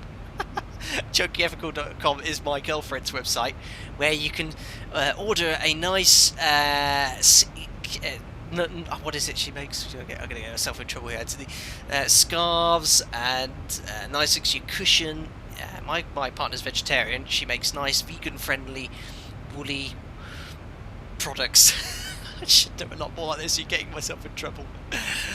Dougal, no problem at all. No problem at all. Kasaka, Captain, can you recommend any good aviation documentaries? Well, I don't watch too many these days. I remember when I was a lot younger, Discovery had a channel called Discovery Wings, and they used to have just aviation-themed content. It was an awesome channel. I used to love watching that. I could only get it at my uncle's because my parents didn't have Sky, so I used to go around, oh, can I watch Discovery Wings? And it was all like, Cold War, like 80s, 90s American fighter jets and stuff. I used to love that program, but I don't know, documentary-wise. I mean, YouTube has got so much good content there. There's all sorts going on. Captain Monster Flight Sim, you have a rival starting stream, V1 simulations. Yeah, I don't know much about the different streamers. I know Captain Canada does a lot of streams, V1 simulations is your Airbus guy. I think everyone else uses Twitch and stuff, but no, I only stream whenever I get a chance. James, you've just bought a mug. Thank you very much, James, for purchasing that. I look forward to seeing the picture of you having a good old brew from that. And I missed the chat because I don't have two monitors. My Streamlabs OBS, I have to Alt-Tab to quickly get the message. I wasn't quite quick enough there, but James, thank you very much for purchasing that mug. Very, very kind. Okay, alpaca-wool flight deck sim scarf when? I think on Teespring, the merchandise store, I've unlocked the ability to have more products now. I only signed up a few there, but I think you can get... I need to activate it, but I think you can get a flight deck sim pin for your shirt nowadays, or your bag or whatever. So I need to look at that and set that up. Awesome stuff. Right, I've not been really paying attention on our routes here. We're just approaching the northwest coast of Africa. Can't quite see that out the window. It's lovely conditions out here. Very nice day to go flying. Well, started off here in Tenerife. No, sorry, here in Tenerife South. And we're coming up to Morocco. And here is Gibraltar. No political discussions tonight regards Gibraltar and its British overseas territory status. If there's any Spanish here watching, I don't want to upset anyone. But there is Gibraltar. We'll be crossing over Tangier, I think, as well. But I don't have any ortho for this part of the world, so not too fun to look at. Alpha Charlie, could you do a long-haul flight? I've done the odd occasional one. I think people prefer to see two sectors. I might do kind of like a special one-off you know, I've always contemplated doing a 5-6 hour transatlantic job, but I don't know, I'd be exhausted at the end of it. I think you guys would probably fall asleep, but I don't know, we might do the odd one. Wrong way 2001, the bath towel I got is brilliant. I have to admit, the quality of some of the stuff at Teespring, because I've had a look at some of it, isn't that bad. I was a bit worried about that, because from a kind of like a YouTuber's point of view, I don't get to see any of this stuff. How it works is they deal with all the returns if there's an issue, the merchandise, dispatch. I think that's why you pay slightly more. I get a very small commission on everything, and then you get the product. But we've had the mug. My partner bought a towel as a surprise, and I looked at it. It's actually pretty good. I've got a hoodie as well, so yeah, it's not bad, that stuff. Christian Perkins, finally managed to catch a stream live. Have you managed to get rid of the trolls on VATSIM? Yeah, sorry, my project file does say VATSIM. I think I just did change it to offline. I'm still keeping away from it on public streams for now. Christian, I no doubt fear that there would be an issue.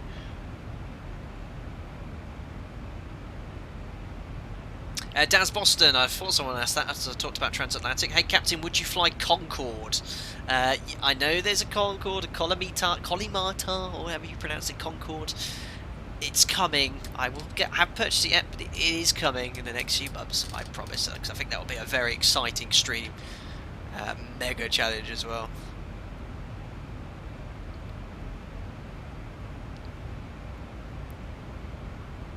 Longkite, UPRT, upset prevention recovery training is a joke, honestly. Very expensive and totally silly to require a light aircraft course before you can do a multi-pilot type rating. Well, yeah, I mean, is that on the PPL though at that stage? But yeah, we have a whole dedicated training session for UPRT during the type rating. So you're taught, they kind of incorporate it with all the stalling, unusual attitudes and stuff. But we do it in seat training now, so the instructor actually jumps into the seat, puts the aircraft into a bit of a upset position, so typically 45 degrees nose up, 60 degrees roll, get you to recover.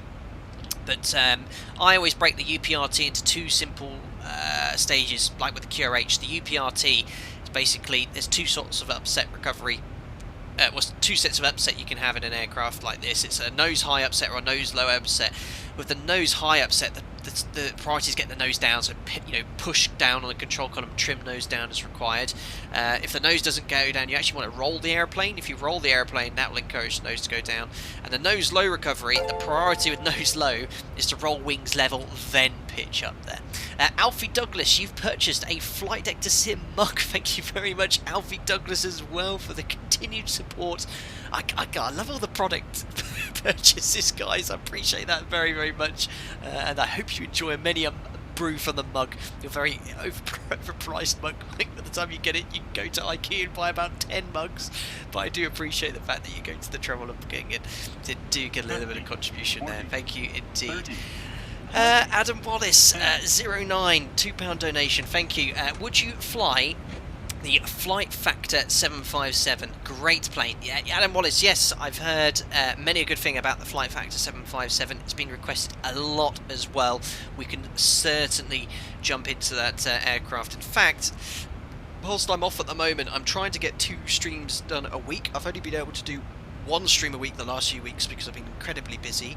But I'm thinking this sort of Thursdays are quite quiet for me, and Saturdays I can very unlikely to do a Saturday, especially in the morning because we visit family at the moment.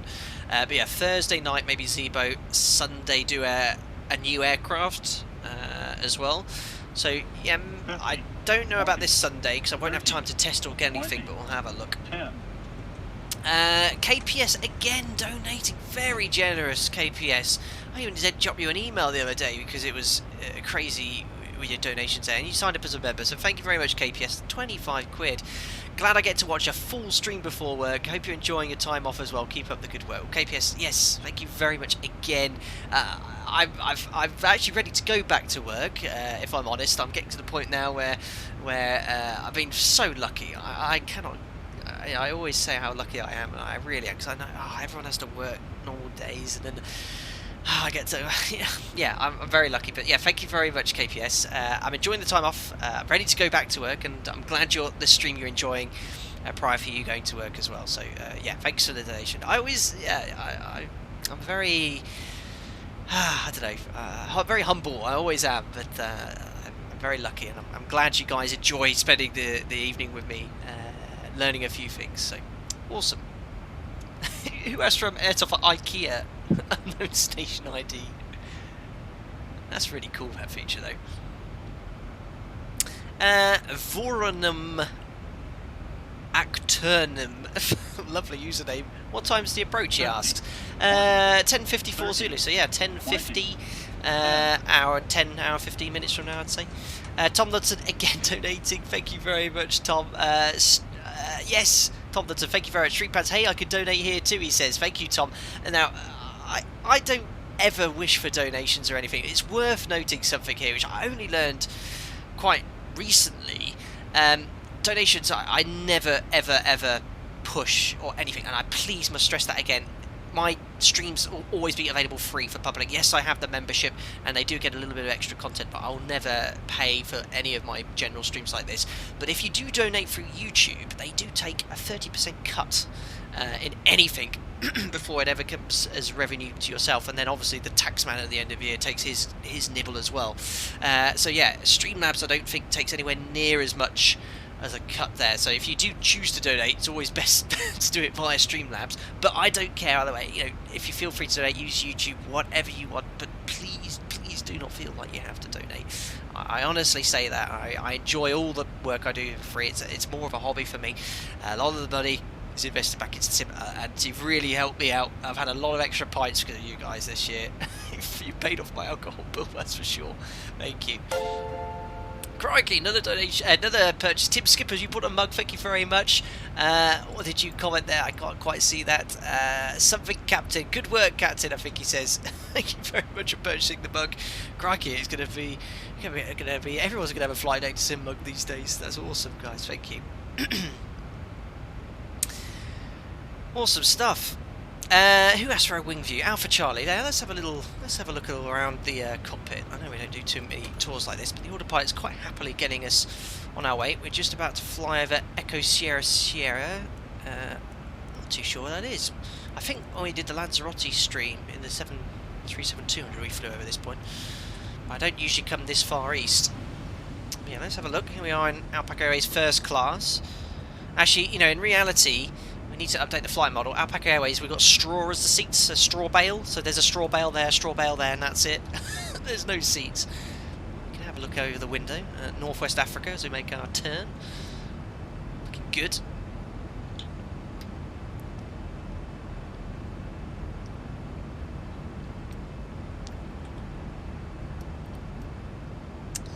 And here is our economy section.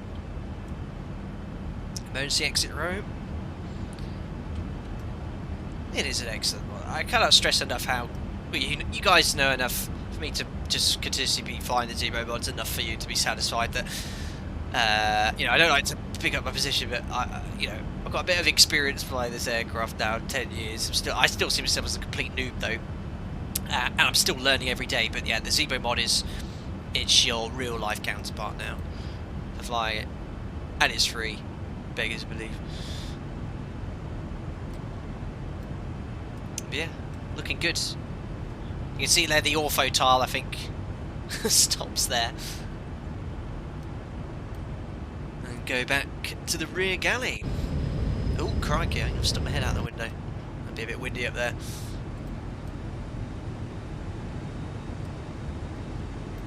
That's a little view. Yeah, it's a stunning add-on, this is. Here's a bit of advice for you. If you don't like turbulence, if you ever want to have a smoother ride, always try and get a seat above the wings, because you're close to centre of gravity. The rear of the aircraft is a lot more turbulent. You feel the bumps a lot more, so if you don't like turbulence, I must reassure you there's nothing wrong with turbulence. It's completely nothing to worry about. Always set near the middle of the aircraft and you'll have less of an issue. Crikey, another donation there. Thomas Pascoe, thank you very much for the $4 donation there. Have a beer on me. Thank you, Thomas. That's very, very kind. I've gone off beer recently. I don't know why. I think in the summer I drink a lot more beer. I've been drinking a lot of rum recently. I didn't mention it last week. I like rum and coke at the moment. I'll get myself a little bottle of rum and coke on yourself. Thank you. Oh, the adult bolts back. Oh, who we got now joining us? Oh, crikey. Yes.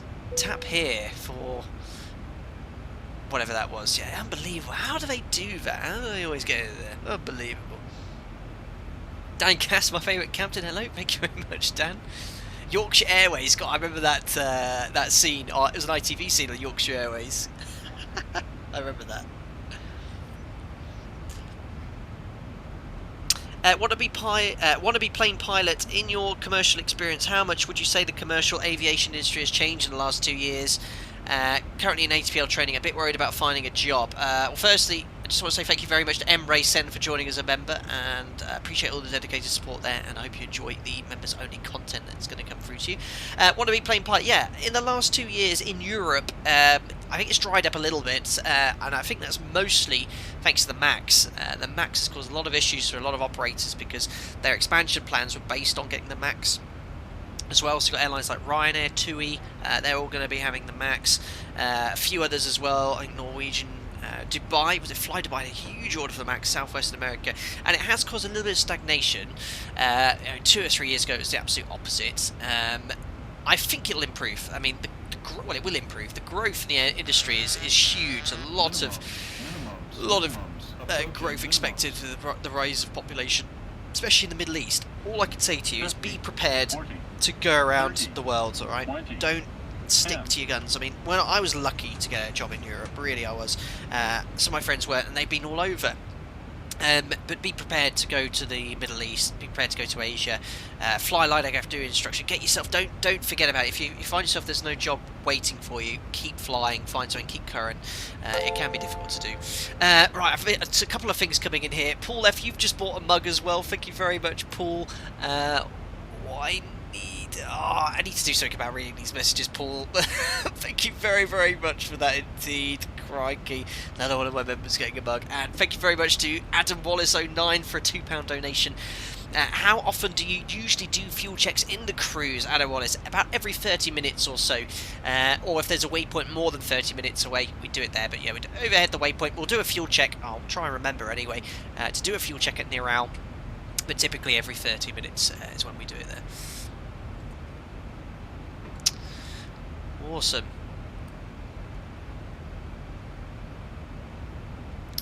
Well, looks like the internet sort of stabilised a bit, but I saw some of the comments earlier. I will lower the bitrate again just for a bit of stream stability. I'll look at what I'll do on Discord. I'll update my upload speed, but I think my bitrate should probably be a little bit lower.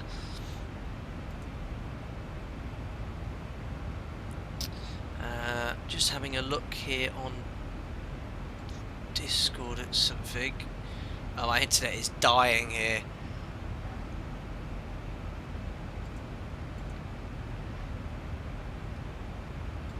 Oh, I can't even open Discord. My internet is dying. Oh yeah, Paul, thanks for the bug, and again, Paul, thank you very much for the Nightbot with the Metar thing. That's really cool. That seems to be working quite well. Blue Nexus, who I think joined as a member as well, thank you very much, just donated £2. Hi Captain, watched you fly when you were learning. Blue Nexus, thank you for the donation. My first aircraft I learned to fly on was a glider. Started lessons in 2004, and that was the Pukat. It was a Polish-built glider with forward-swept wings. I then did my PPL in 2008, Cessna 150, and Cessna 152 and Cessna 172. I did most of my hour building in the 172. I then went to Oxford Aviation Academy where I flew the Warrior, and my multi-engine IR was on the Seneca, the PA-34, and there was a PA-34 Seneca 2. It was an absolute beast of an aircraft to fly. Your feet would be shaking when your engine failed. And the 737. That's my my fleet tick off. That's all I've flown. But yeah, thank you very much for the donation.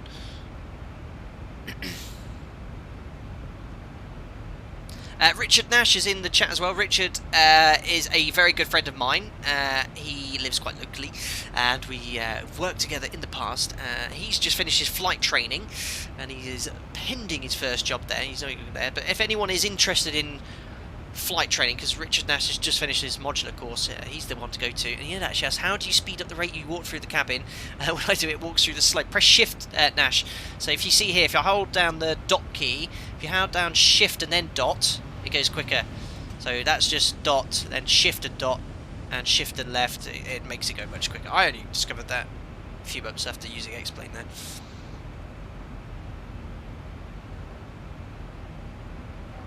Oh, Stuart was E-Boss. Sorry, I've got Paul and Stuart muddled up there, I think.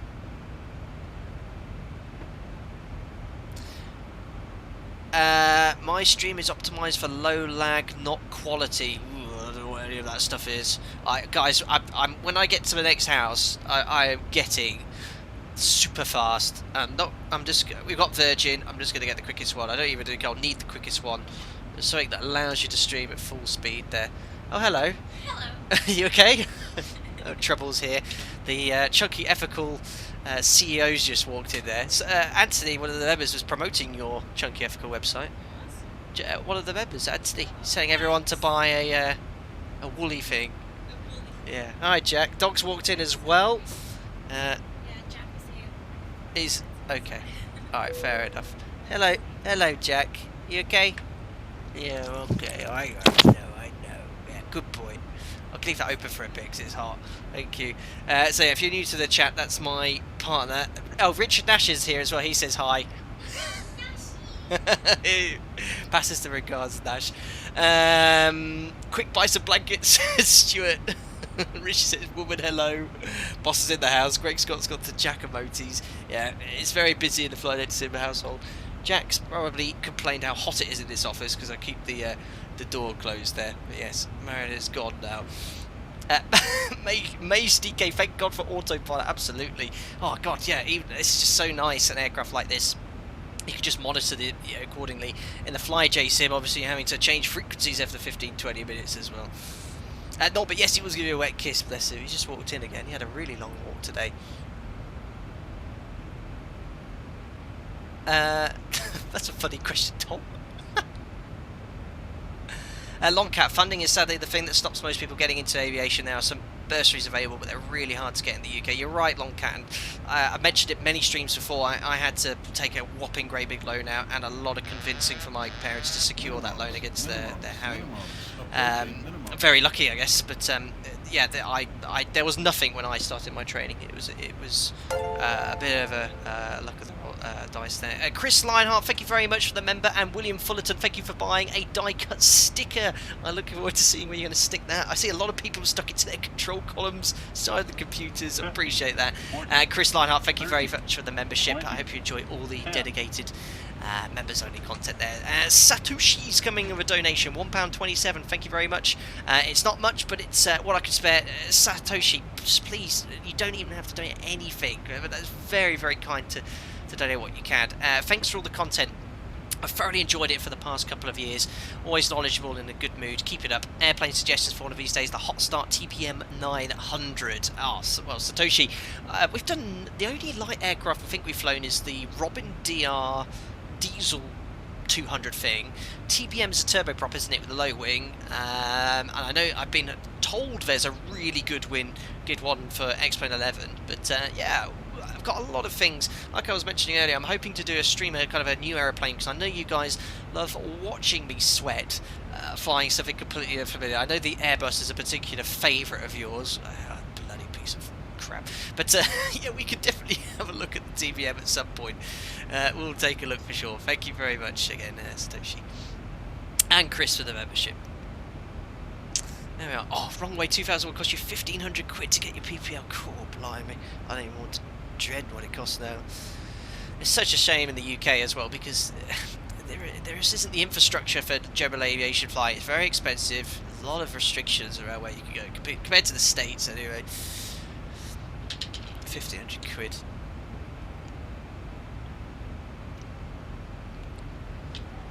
Cool. Right.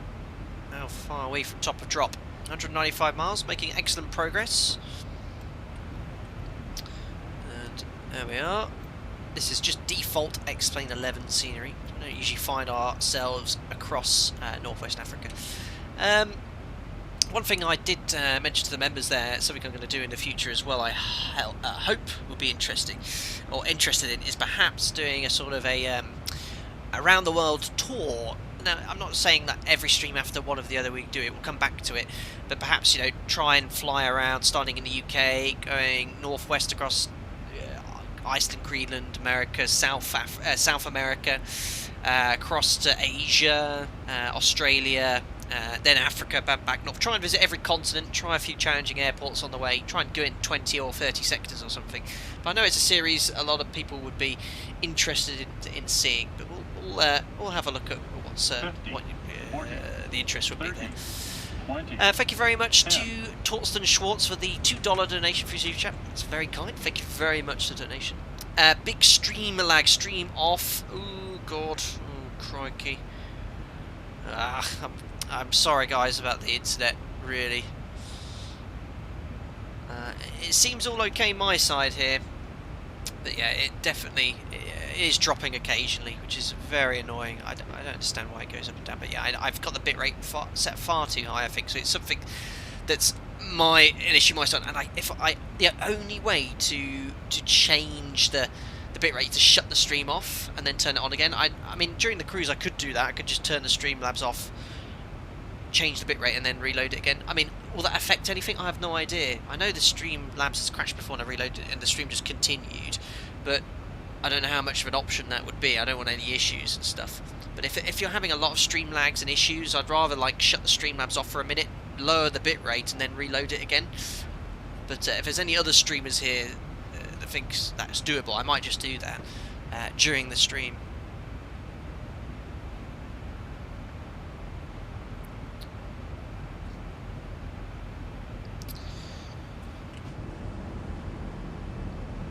Look at that uniform texturing.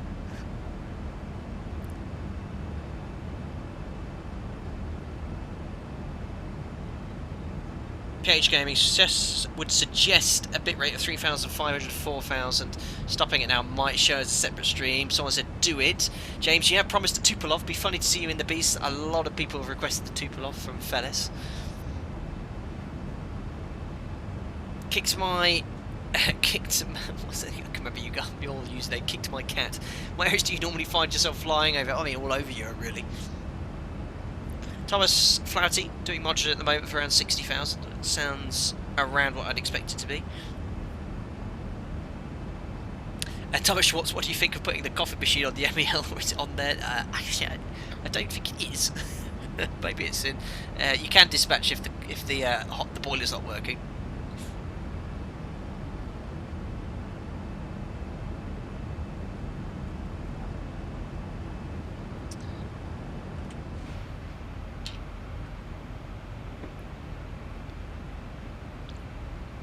Perfect, right, so what I'm going to do now is get the weather for Gibraltar.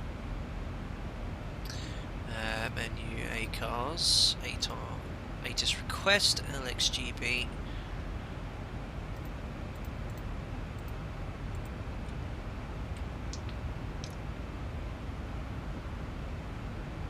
Stream's flawless here, David. I won't start messing around with stuff, but I will lower that bit rate. I'll get the guys on Discord, I'll say, look, this is my upload speed, what is the bitrate? And I think, because I was having little issues before, I just upped the bitrate thinking that would fix it, but I've obviously got to the limit of what my upload is. Blue Nexus, if you could add any feature of a different plane to the 737, what would you add? Bigger cockpit, quieter cockpit, higher from the ground so it can actually fit the new engines on it. I think that's what they should have done at the start.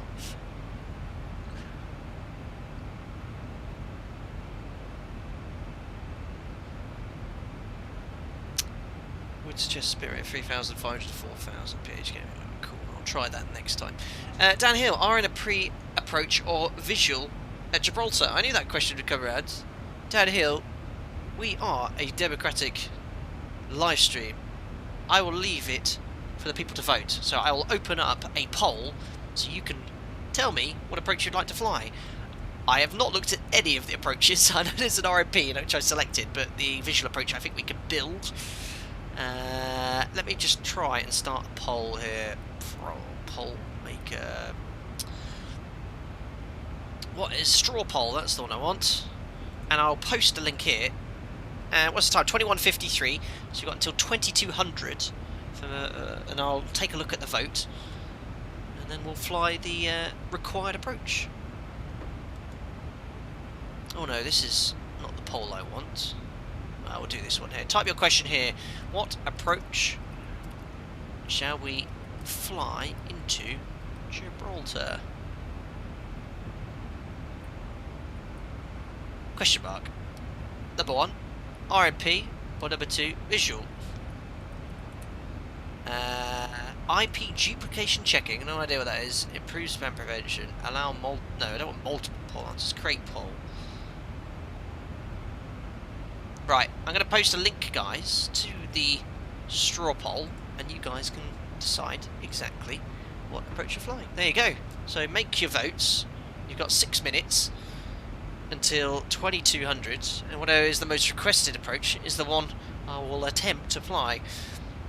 Actually, let's get the, whilst you're doing that, I'll get the chance out so I can have a rough idea of what we'll be actually doing. LXGB.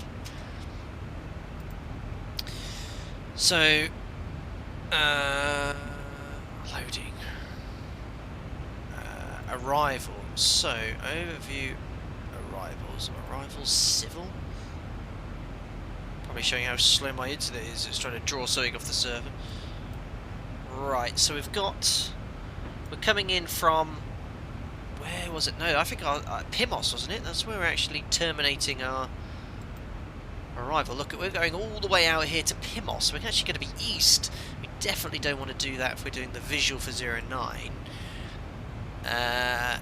So we probably want to go... We're going via Tangier. Probably go Tangier, Oddluck, Ripra for the visual 09. And then arrival, no, approach, we've got RNAV 09, so where does that go? Wow, this shows you how rubbish my internet is. So yeah, that comes from Pimos, so we're going to have to go, our routing goes east, then west, then east again. That's a very long way of getting in. Or SR8, you need ATC for that to talk you down. Visual approach. Straight in via Ripra. So we can build something via X-ray point. We can build something using that. So yeah, I'll let you guys decide. Obviously, the visual is going to be a lot quicker. The RNAV is going to be a lot longer. But both of them we use the automation essentially to get down to the minimums. But we shall see what you guys request. Chris Jones, thank you very much for the membership. Welcome to the channel as a member. I'm glad you're enjoying the content, and I hope you enjoy the exclusive members only content as well. Right, I'm just going to refresh this poll, see how we're voting.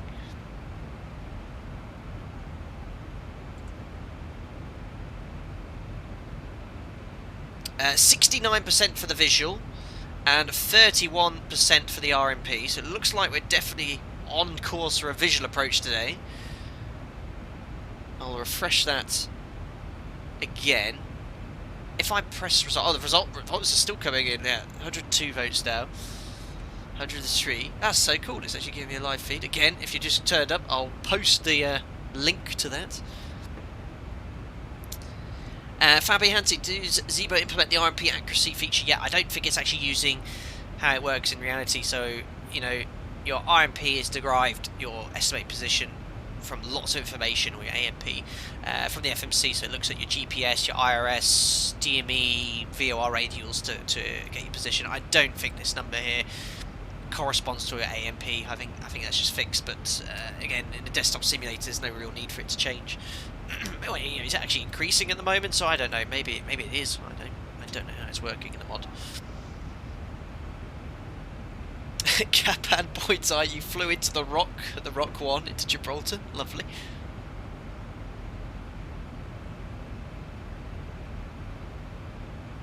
Anthony Teal, just don't land on the last third of the runway. I know what you're referring to. But if you do that in Gibraltar, yeah, you're pretty much going for a swim, that's for sure.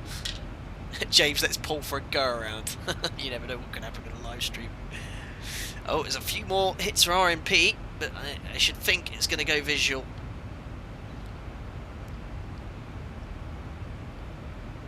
We'll build something in the FMC.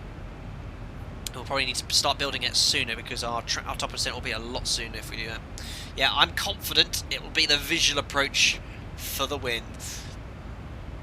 So let's build something in the FMC here. So we'll change our arrival to route via Linto. So I'll imagine it's very quiet. We'll say, okay, Alpaca 01, route direct to Linto, and then expect after Ripra, visual approach runway 09 in Gibraltar. Latest weather in Gibraltar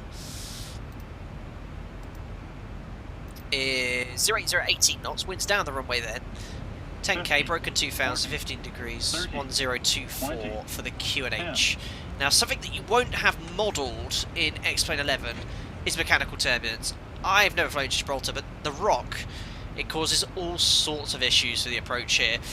I think they've got a useful reference here which explains if the wind's coming from a certain direction, what sort of mechanical turbulence you can expect. And you've all seen the videos online. It's quite a recent one of an Airbus from BA making some quite rapid roll rates here caused by this. It is well known for its difficulties, but I don't think X-Plane 11 models the mechanical turbulence, so I don't expect any issues on the approach. I think the new Microsoft Flight Sim 2020 does, so that would be great to try in a windy day perhaps in the future. Thank you very much to Tom Nuts for the donation. I just want to say thank you very much to Flanker61 for purchasing a mug. He says cheers. Cheers to you as well. Thank you very much, Flanker61.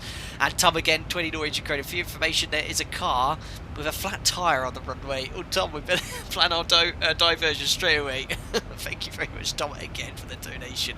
I hope there's no broken down cars on the runway. Oh god, of course. Well known for having a road crossing right over the active. Right, so yeah, let's get ourselves towards Linto initially. I'll execute that, and we'll fix the rest there for now. That's completely correct, what I'd expect. We need to fix the rest of the approach. So we're going to build this manually because it's not actually coded in the FMC, and that's exactly what we'd do if it wasn't coded. AC would confirm the routing. Yeah, after Linto, route director Oddlook. I think that's how it's spelled, isn't it? Oddlook. Not in database. Fantastic. Odd look. Okay, well, if it's not in the database, we'll just go direct to Ripra after that. I hope that's in the database. If not, it's going to make the visual a little bit more challenging. That's not in the database either. Lovely. So we don't have Ripra unbut. That's going to be that point there. Right. It might be a little bit tricky here to build a visual because none of these points are coded in the FMC. I don't think that's a ZIBO issue. I think that's going to be an issue with the database, but that is 100% not there.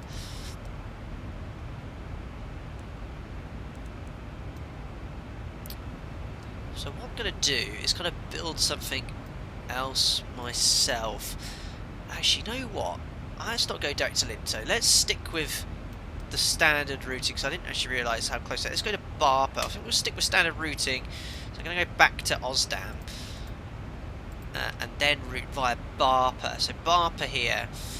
I need to create a waypoint there, basically, for this RNAV approach. So we get rid of the RNAV. So we've got these points here. It's based off Ripra, which I can't type into the FMC, which is great. There's a military aircraft approach, which is a little bit tighter. But it's going to be quite hard to nail this exactly, because I can't route direct to this point. 077 Trucker 2 on the radial. There's no radials here, or VORs. I need to create a point here. It's a radar fix. So this is kind of like a vectored visual. So it's quite hard to build in the FMC because there's no points you can build it off. So what I'm going to do, 3 mile radar fix. Well, how am I going to build this? Without having these points in the FMC, it's going to be very difficult to put something in it. I can build it off the 09 Foxtrot off the RNAV.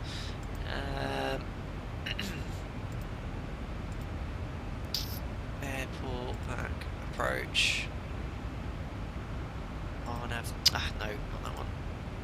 No, that was that one. Sorry, RNAV 09. So what I'm going to do, I'm going to build the visual off the RNAV approach.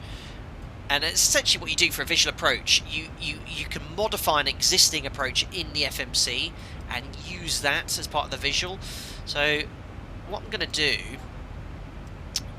is put in after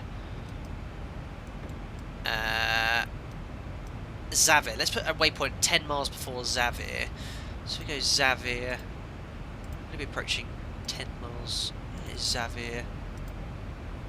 Xavier slash -10. Right, so we created a waypoint. I hope 10 miles before.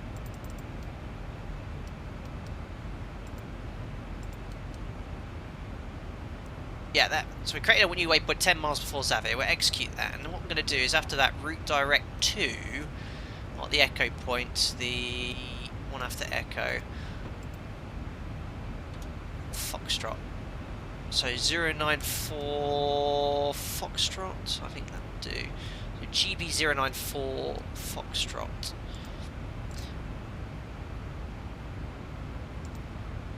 Execute. Now, where's our top of descent now? Very close now, 23 miles. So what we're going to do, you're flying a visual. You can build something in the FMC yourself, or you could do it there. Ripra is about Gibraltar 2009. Is that actually the correct point? If that's the case, we can do that and call it Ripra. I mean, I need to find out if Ripra's based off anything.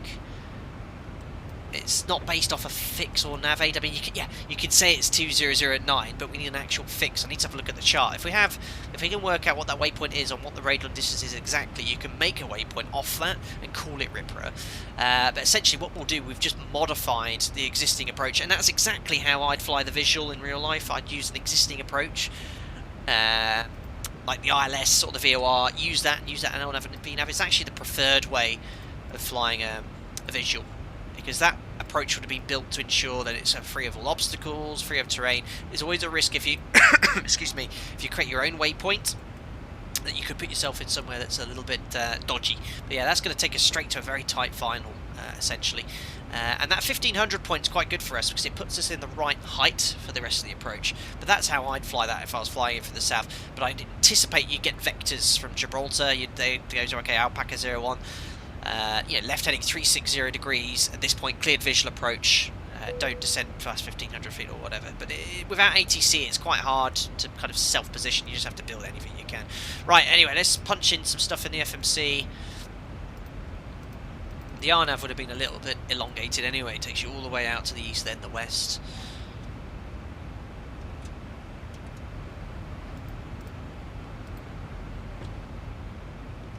Let's get the descent winds in. It's quite windy today anyway, isn't it? Oh no, 250 at 32. It died down quite a bit. Let's stick in 310, 200 and 100. 252 at 25, so it's not much wind, but we always punch it in regardless. 200, 245 at 23. 100 to 237 at 25. Reset MCP because we're approaching top of descent, so that's completely normal. So, okay, Alpaca 01, clear to descend when ready, flight level 120. There we go, let's give it something there. So it should start descending as soon as we approach top of descent. QNH in Gibraltar was 1024.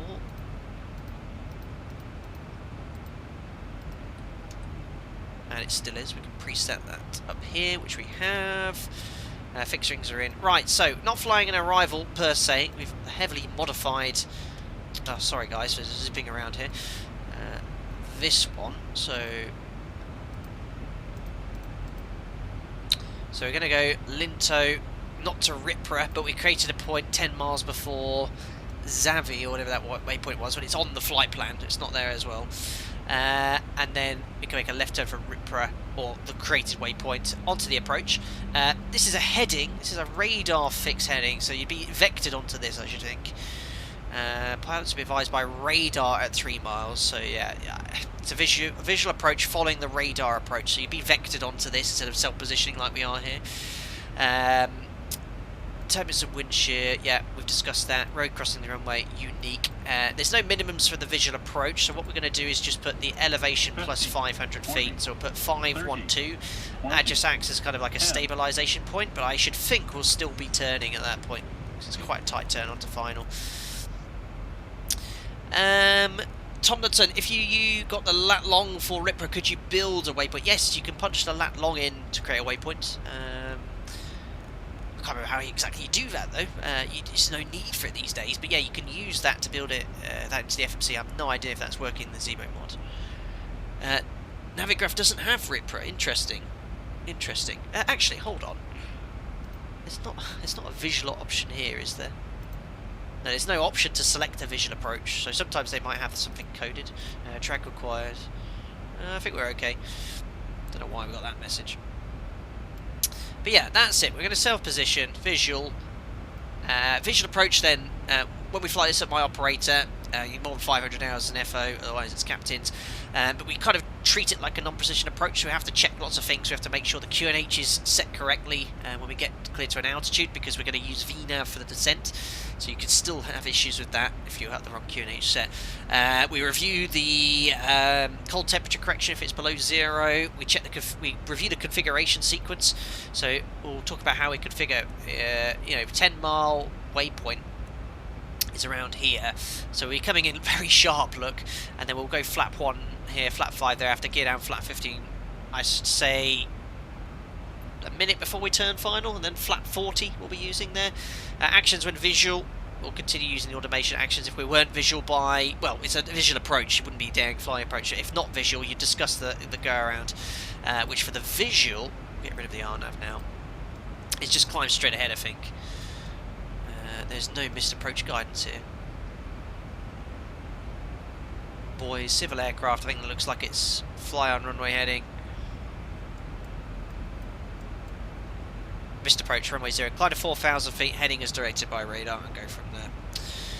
That is it, really. Landing gate 500 feet, need to be fully stabilised, and that's essentially it. I hope that all makes sense, but yeah, it's a bit of a tricky visual approach to build, because this chart is based off a visual, but it's a radar. You're vectored onto this point, this X-ray point. ATC would vector you to X-ray. You don't know where it is, it's not coded in the FMC or anything. So look, radar fixed, 5 miles, 3 miles, and then at that point, typically you would disconnect and hand fly and turn around the corner. So yeah, if I was to fly this, I'd modify the FMC as I have done. And again, you'd have specific guidance probably from your operator how to go about doing that. David Patrick, Gibraltar civil approach. Civil arrivals are assigned a surveillance radar approach. There is a talk-down controller who provides heading and altitudes until visual. I've done an SRA approach many years ago. Captain just said, do you want to do one? I said, yeah, go on then. And we did. It was quite interesting. Very rare. I'm just adding a bit of thrust here because the speed's getting a bit low. Still a little bit of tweaking required for the idle path, but again, the real aircraft, you can sometimes find yourself having to add thrust to get back onto profile. Alright, landing performance. Yes, we can actually do that accurately now. So,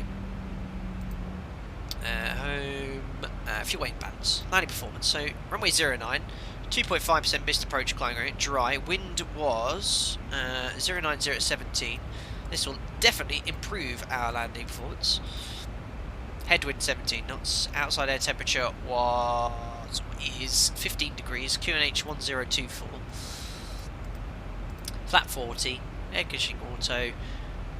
Reverse credit. We'll use no credits, dry anyway. And the landing weight is going to be 300 kilos of fuel to burn. 61.3 tons. Enter. Let's have a look. It's already. Oh, look at that. Nice ZIBO. He's already added the VREF edition, so we're going to apply VREF plus 8.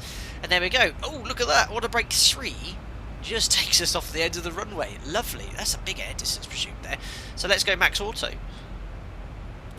I should think auto brake 3 would just about do it, but yeah, that is tight. No, actually, no. I would never select auto brake 3, but I'm quite surprised with that. Max manual 1006. We're quite heavy, to be fair. But yeah, look at that. Max auto. We're going to stop before the end of the runway easily, so go max auto, brake manually if it looks like we're going off the end of the runway. So it's quite important. I will not be going for butter today, guys. Get your landing rate guesses in the kind of high 200s, 300s, possibly higher.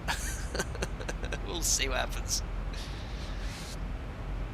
You can't find a RIPRA in any database. Yeah, I don't think we will, because I think it's an ATC defined point.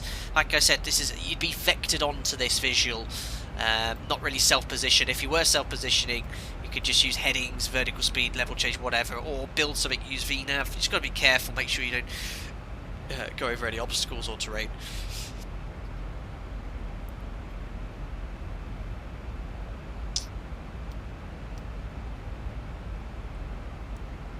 Cool. And then, yeah, we've done anything. Descent check needs to be read. Pressurization, land altitude 0 set, anti-ice is off. Approach brief and fuel we discussed. One thing we didn't discuss is our alternate. So Gibraltar 3.1 tons, we need 2.4 to go to Malaga, so we've got about 600 kilos to burn. About 15 minutes that gives us holding prior to having to divert to Malaga. And IS and altitude bugs, we have to verify that we've got the minimums for the visual. There's no minimums, but we set this set by operator. QNH is checked and set there. All checks are complete.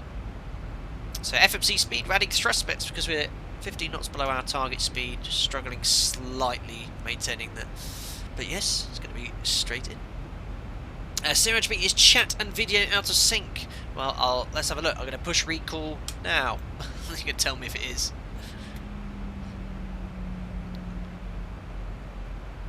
Landing rate, yes. 11 out of 10. 11 out of 10 butter. Adam Wallace 09, thank you again for another donation, £2. Landing rate minus 2,000. To be fair, Adam Wallace 09, I think you were doing 2,000 feet per minute. There wouldn't be much left of the aeroplane.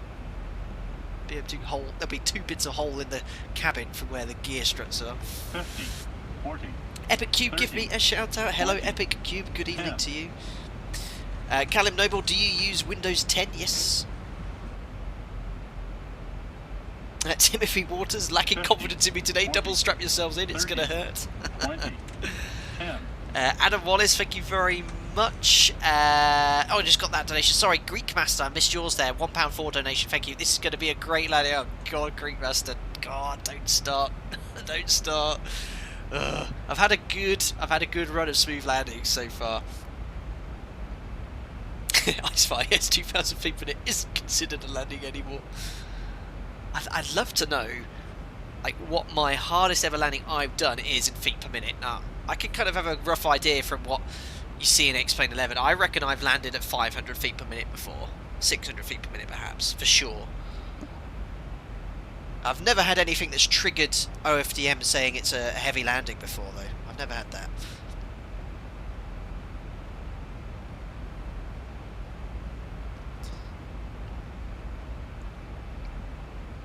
It's Active Sky reloading its weather in. I'll pop the seatbelt sign on.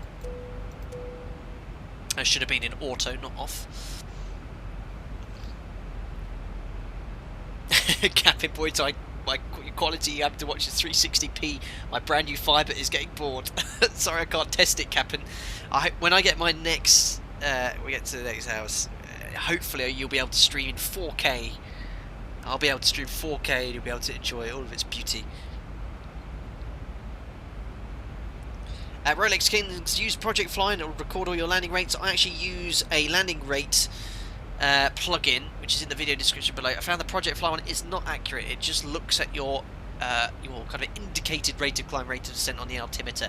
So if you're on a sloped runway, it'll give you a slightly off figure. In fact, we did a stream into Courchevel once in the Robin, and we landed quite smoothly, but it said I landed at plus 700 feet per minute, which is impressive. Thank you very much for Maxwell Golding joining as a member. I'm glad you enjoyed the content, and thank you for the dedicated support, and welcome to the channel. Maxwell Golding, he also says you better butter this. Oh, Alida's now here selling something interesting. Oh dear, thanks Stuart. Christ.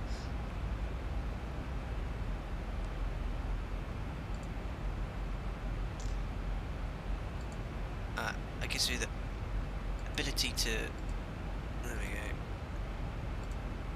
port, there we are, okay. Yes, Callum, agreed. Awesome stuff. So, not much, remind me guys, the little bit of, this is Straits of Gibraltar, that's what I was looking for, yes. Tiny little bit of sea here between Africa and Europe, and we're just about to fly right over here to Tangier.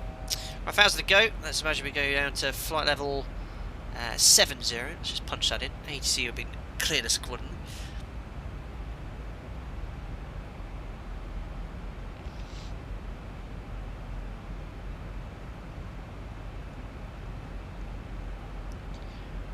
All looking okay. So, how many miles we've got? 50 miles to go, 50, 10, 15,000 feet, 12,000 feet. So yeah, I'd say we're a little bit low on profile, but we'll keep an eye on it because I do like to make sure that VNAV's working okay. It's generally been a little bit draggier. We've been kind of hanging around 10 knots below our target speed, so probably slightly nice, need some slight tweaking, but it's not far. I'm just adding the thrust now to get back to the target speed of 284 knots. Jet fighter, do you know when 339.17 will publish? ZIBO will publish this as soon as the main gear touches down on the runway. See, he's a good man. He's been a lot of work, not just himself, but we've formed quite a good relationship. So he's very much when I stream, he's like, "All right, I'll make sure I'll wait until you've landed until I post the next one." But he's an incredibly dedicated man. The amount of input he's put in this project is phenomenal.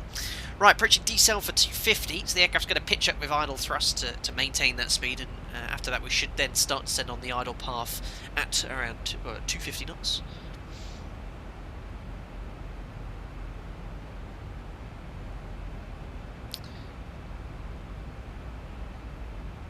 Hello Captain, what is the difference between VAP and VREF? Michelle, VREF is based off your stall speed for the configuration, so 1.3 times your stall speed, and then VAP is the actual approach speed you want to fly, which is typically VREF plus 5. Today it's VREF plus 8 because of the headwind component in Gibraltar. I think I might have slightly mixed my acronyms up there as well. Daniel Smith, you're watching V1 Sim at the same time. It's very difficult. Is he in an Airbus today? I hope so. He's actually, I do watch a few clips from the Airbus streams just to make sure I'm not completely hopeless. Most of the time. Right, let's do the post-cruise checks. Flight level 170, so lights can come on now. Logo's off, APU's off, pressurization 3.2 psi. Temperatures all set. Verify seatbelt sign is on. Recall. There we are. Post-cruise checks complete very nicely. At 250 knots, descending down to flight level 70. So at this point, I should think Tangier radar would hand us over to Gibraltar radar, and we'd be getting vectored now. So they say, okay, after bar power, you can expect vectors for the visual approach, runway 09 in Gibraltar. Again, I'm just speculating this. I've never flown to Gibraltar. They might have something completely different, but if it was a typical visual from this direction, that's what I'd expect.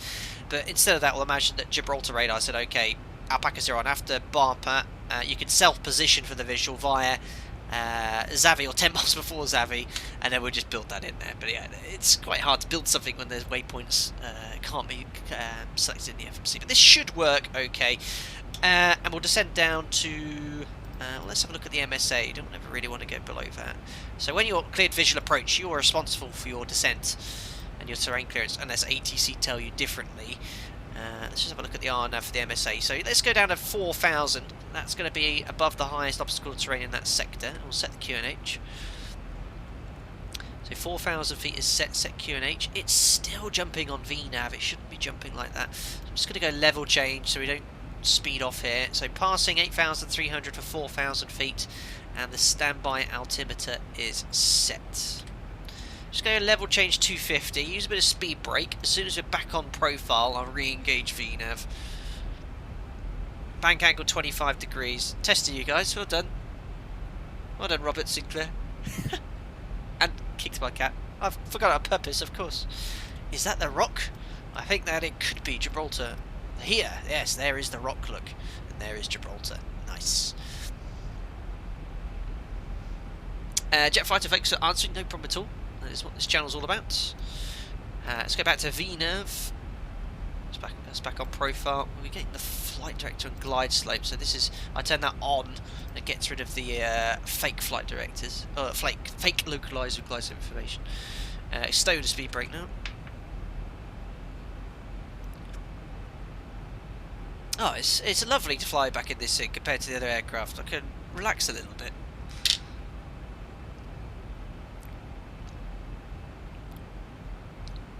Lovely jubbly. So do the approach checklist at this point. Check the frequencies. We've got nothing tuned. We're flying a visual. Fix rings we've got selected in the FMC.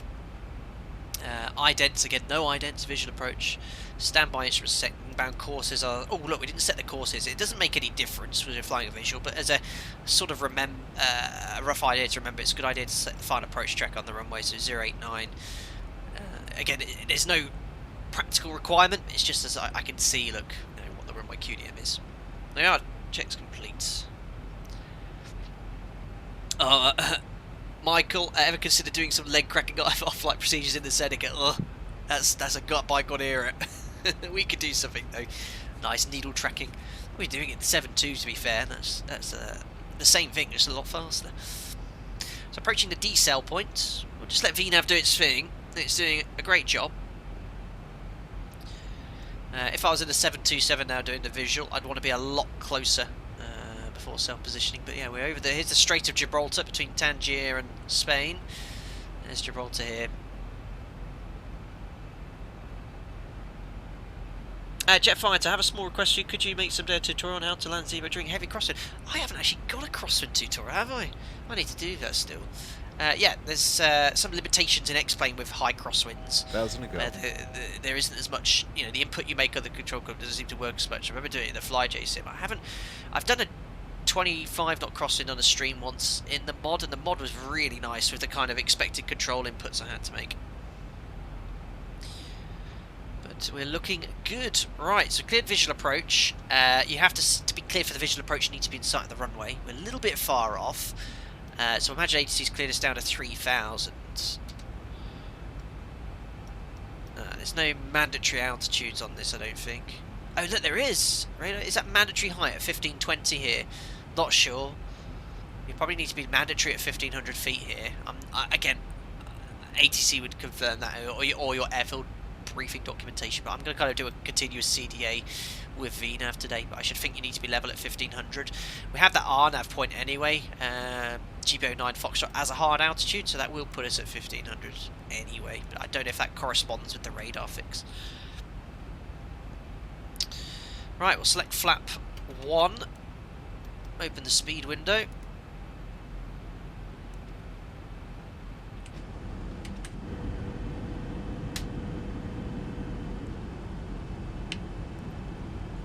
I'll take my last sip of my water prior to the approach. Let's go flap 5. I know a lot of people message me saying, can I have more views of the flaps extending? We all love that sort of stuff. Oh, what the? I only just noticed. We don't have that on the 7.3, do we? So it's where you tie the rope in case you have to evacuate when you're ditching. Right, anyway, cleared visual approach now, so Alpaca 0, cleared visual approach. So we're going to set now 500 feet here. We've got VNAV in, speed windows open, and we can continue descending as we do. Maxwell Golding fun stream idea, flaps up, no reverses, no brakes, can you find an airport you can land the ZIBO level? Chances of that happening? Lottery winning odds, I'd say. So it should be quite interesting to see how the mod deals with this, because this is like a radius to fixed turn, so it's going to do left and then a right. I think we're pretty good on profile here, 3,000 feet, 10 miles, I think this is looking okay.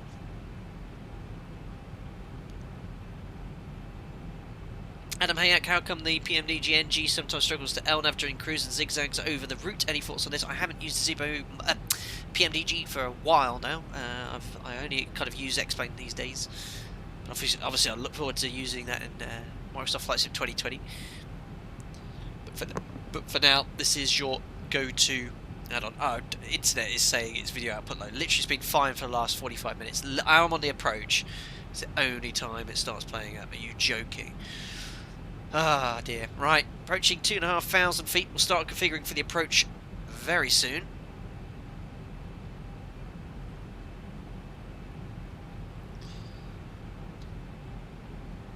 I hope this is working out well. Difficult to do a visual approach when you can't actually see the runway. But there is Gibraltar. Runway 09's around there. There is the rock. And with this wind coming in from the east, it would be a little bit choppy. Literal games, that London City approach feeling. Oh no. Right, I think it's a good time to configure gear down. Oh, I've got voice crack as well, like a young teenager. Flap 15. If I've not selected flap 40, whoopsie. Landing checklist of flaps, so we've got start switches, continuous. Recall is checked. Oh, speed brake arc like that's fine. I think that's just following the radius to fix. Landing gear is down so you can auto brake is set to max, holding on the landing flap 25 initially. So we had this 1,500 feet mandatory altitude point, so I should think we bust that. and you have to maintain 1500 feet. Again, you'd be getting victors at this point. Flat 40. I'll set this to runway heading. So flaps, we've got 40 required, 40 selected green light. Lights are all on. Landing checklist is complete. We are cleared to land. So there we are. It should be all working fine. LNAV should do a good enough job for us. I'm just adding thrust manually here because the speed's getting a bit low. You always be ready to override the auto throttle. I have no idea. I think it looks okay for the profile. Very hard to judge because I can't see the pappies. It looks like we're descending okay. Let's have a go do this manually. You can keep the flight directors on if it's coded all the way to the runway point to help with the guidance. But keep this turn going around here. It's me just fine-tuning the thrust. It would be much more turbulent than this, I'm sure. Passing over the rock with these winds, you'd be bumped all over the place. Right, where's the runway? Where's my pappies? I can't see any pappies. Outer quiet. Well, let's can this because I forgot to set the missed approach attitude. I'm going to get rid of the flight directors. Approaching minimum. Checked. Just going to keep descending. Set 4,000. I can't remember what the mist was. Minimums. Continue. We've got 2 reds, 2 whites. That's looking okay. So I'm just going to let the aircraft drift back onto the centre line. This is just default Gibraltar scenery. There we are. Wind straight down the runway. Speed's okay. 3 whites, so just pitch down ever so slightly. Keep working. Pappy's back on, so just reset your target altitude. Around 1 degree, flat 40, 0 degrees. Keep descending now. 3 whites, but don't worry at this stage. Keep it descending. 50, 40, 30. Check. Close. Hold the attitude. Oh, really? Minus 250. I told you to be around that, but that's good for this runway. Right, speed brakes up. Reverses. Max mat. Look at that max auto brake working. I can disengage that. 80 knots. 80 knots checked. Braking manually now. 60 knots. We're even going to make the exit. I'd reversed. Hot brakes. I'll take that. Acceptable, according to the landing rate calculator. Slow reverses. And we'll take the next right here. Ladies and gentlemen, welcome to Gibraltar. That sounds like a very familiar operator's radio. Landing. Right, let's vacate here. We'll get the APU started. We've not briefed any taxi. And we'll do that there. Taxi light can come off. Not my taxi light off. No, what am I doing? Those ones off there. Strobes to steady. We'll take a right down this taxiway. No idea where we park here. I think we'll probably actually want to be parking here on the left. Now we'll take this stand here, I think, where the baggage cart is, for a little bit of realism. So we'll just taxi nice and slowly forward. Flaps we can select up. Transponder to out of. Trim set to 4 units. Order brake to off. Flight directors off. 4,100. Every stream I have some crazy person taxiing around. Look at the baggage cart. Look, he's going to get his cart sucked up into the engine. 100 knots. Auto, and Pro-P off. There we go. The taxi inflow at least. Oh yeah, they're actually they're all crazy, these guys. Right, there we go. We're taxi on to stand. This is just default scenery. It doesn't actually look that bad. Oh no, it's a lamp. I thought that was some sort of guidance. We'll imagine the marshals there. We'll do ourselves some external braking. So there's oh, there we go. It's 737. Brakes. There we are. Alpaca stops right where we need it to. Parking brake is set. APU's ready. 2 blues, 1 red. Engines are dead. There we are. Seatbelt sides to off. Ladies and gentlemen, welcome to Gibraltar. Local time, I think they're the same as Spain, so it'll be 11:35 at night at the moment. Weather radar off, just testing you guys. Thank you very much, Daniel Smith. Always causing issues with our ground stuff with the weather radar. But here we are. Passengers are taking their seatbelt sides off, and we've made it in one piece. Excellent stuff. The edges are already spooled down. Oh, look, the fuel truck's already arrived. Is that some sort of neat feature, or is he just... No, he's just driving wherever he wants to. Fantastic stuff. Awesome. Yeah, rocks there. Made it in one piece, nothing too bad. Landed reasonably smoothly. More than happy with that landing on this runway, though. Got a lot of oofs and ouches in the chat. Taxiing to the road, said Daniel Smith. Nice landing, said MSA Aviation. But it's not the criteria for safe landing, Tom. Absolutely right. Picks up false teeth. Love the banter. Any landing you survive is good landing, said Kelly. Exactly. And Adam says, my bun is shot to pieces. Absolutely hilarious banter, as all. His long cat says Marshall has a nice radiation tan. Oh, my goodness. Thank you very much, everyone, for your continued support as well, and the banter after landing. I missed a few others on the approach. MCP missed approach attitude. You're right, Adam. I did forget that very late. But that is why there is two of us. Right, I think, without further ado, let's cue the replay and have a look at that approach again. 2 hours 29 we've been streaming. Right, let's get ourselves... that's a good point to start from. There we are. Hopefully it won't crash like on the last stream during the replay. We're about to enjoy some nice external views of the approach and landing. I'll just end project flight as well. That is off in the background. Perfect, so here we are. And the wind, I've been lucky with the streams recently, haven't we? Had the wind straight down the runway, a little bit of a rocky wing there.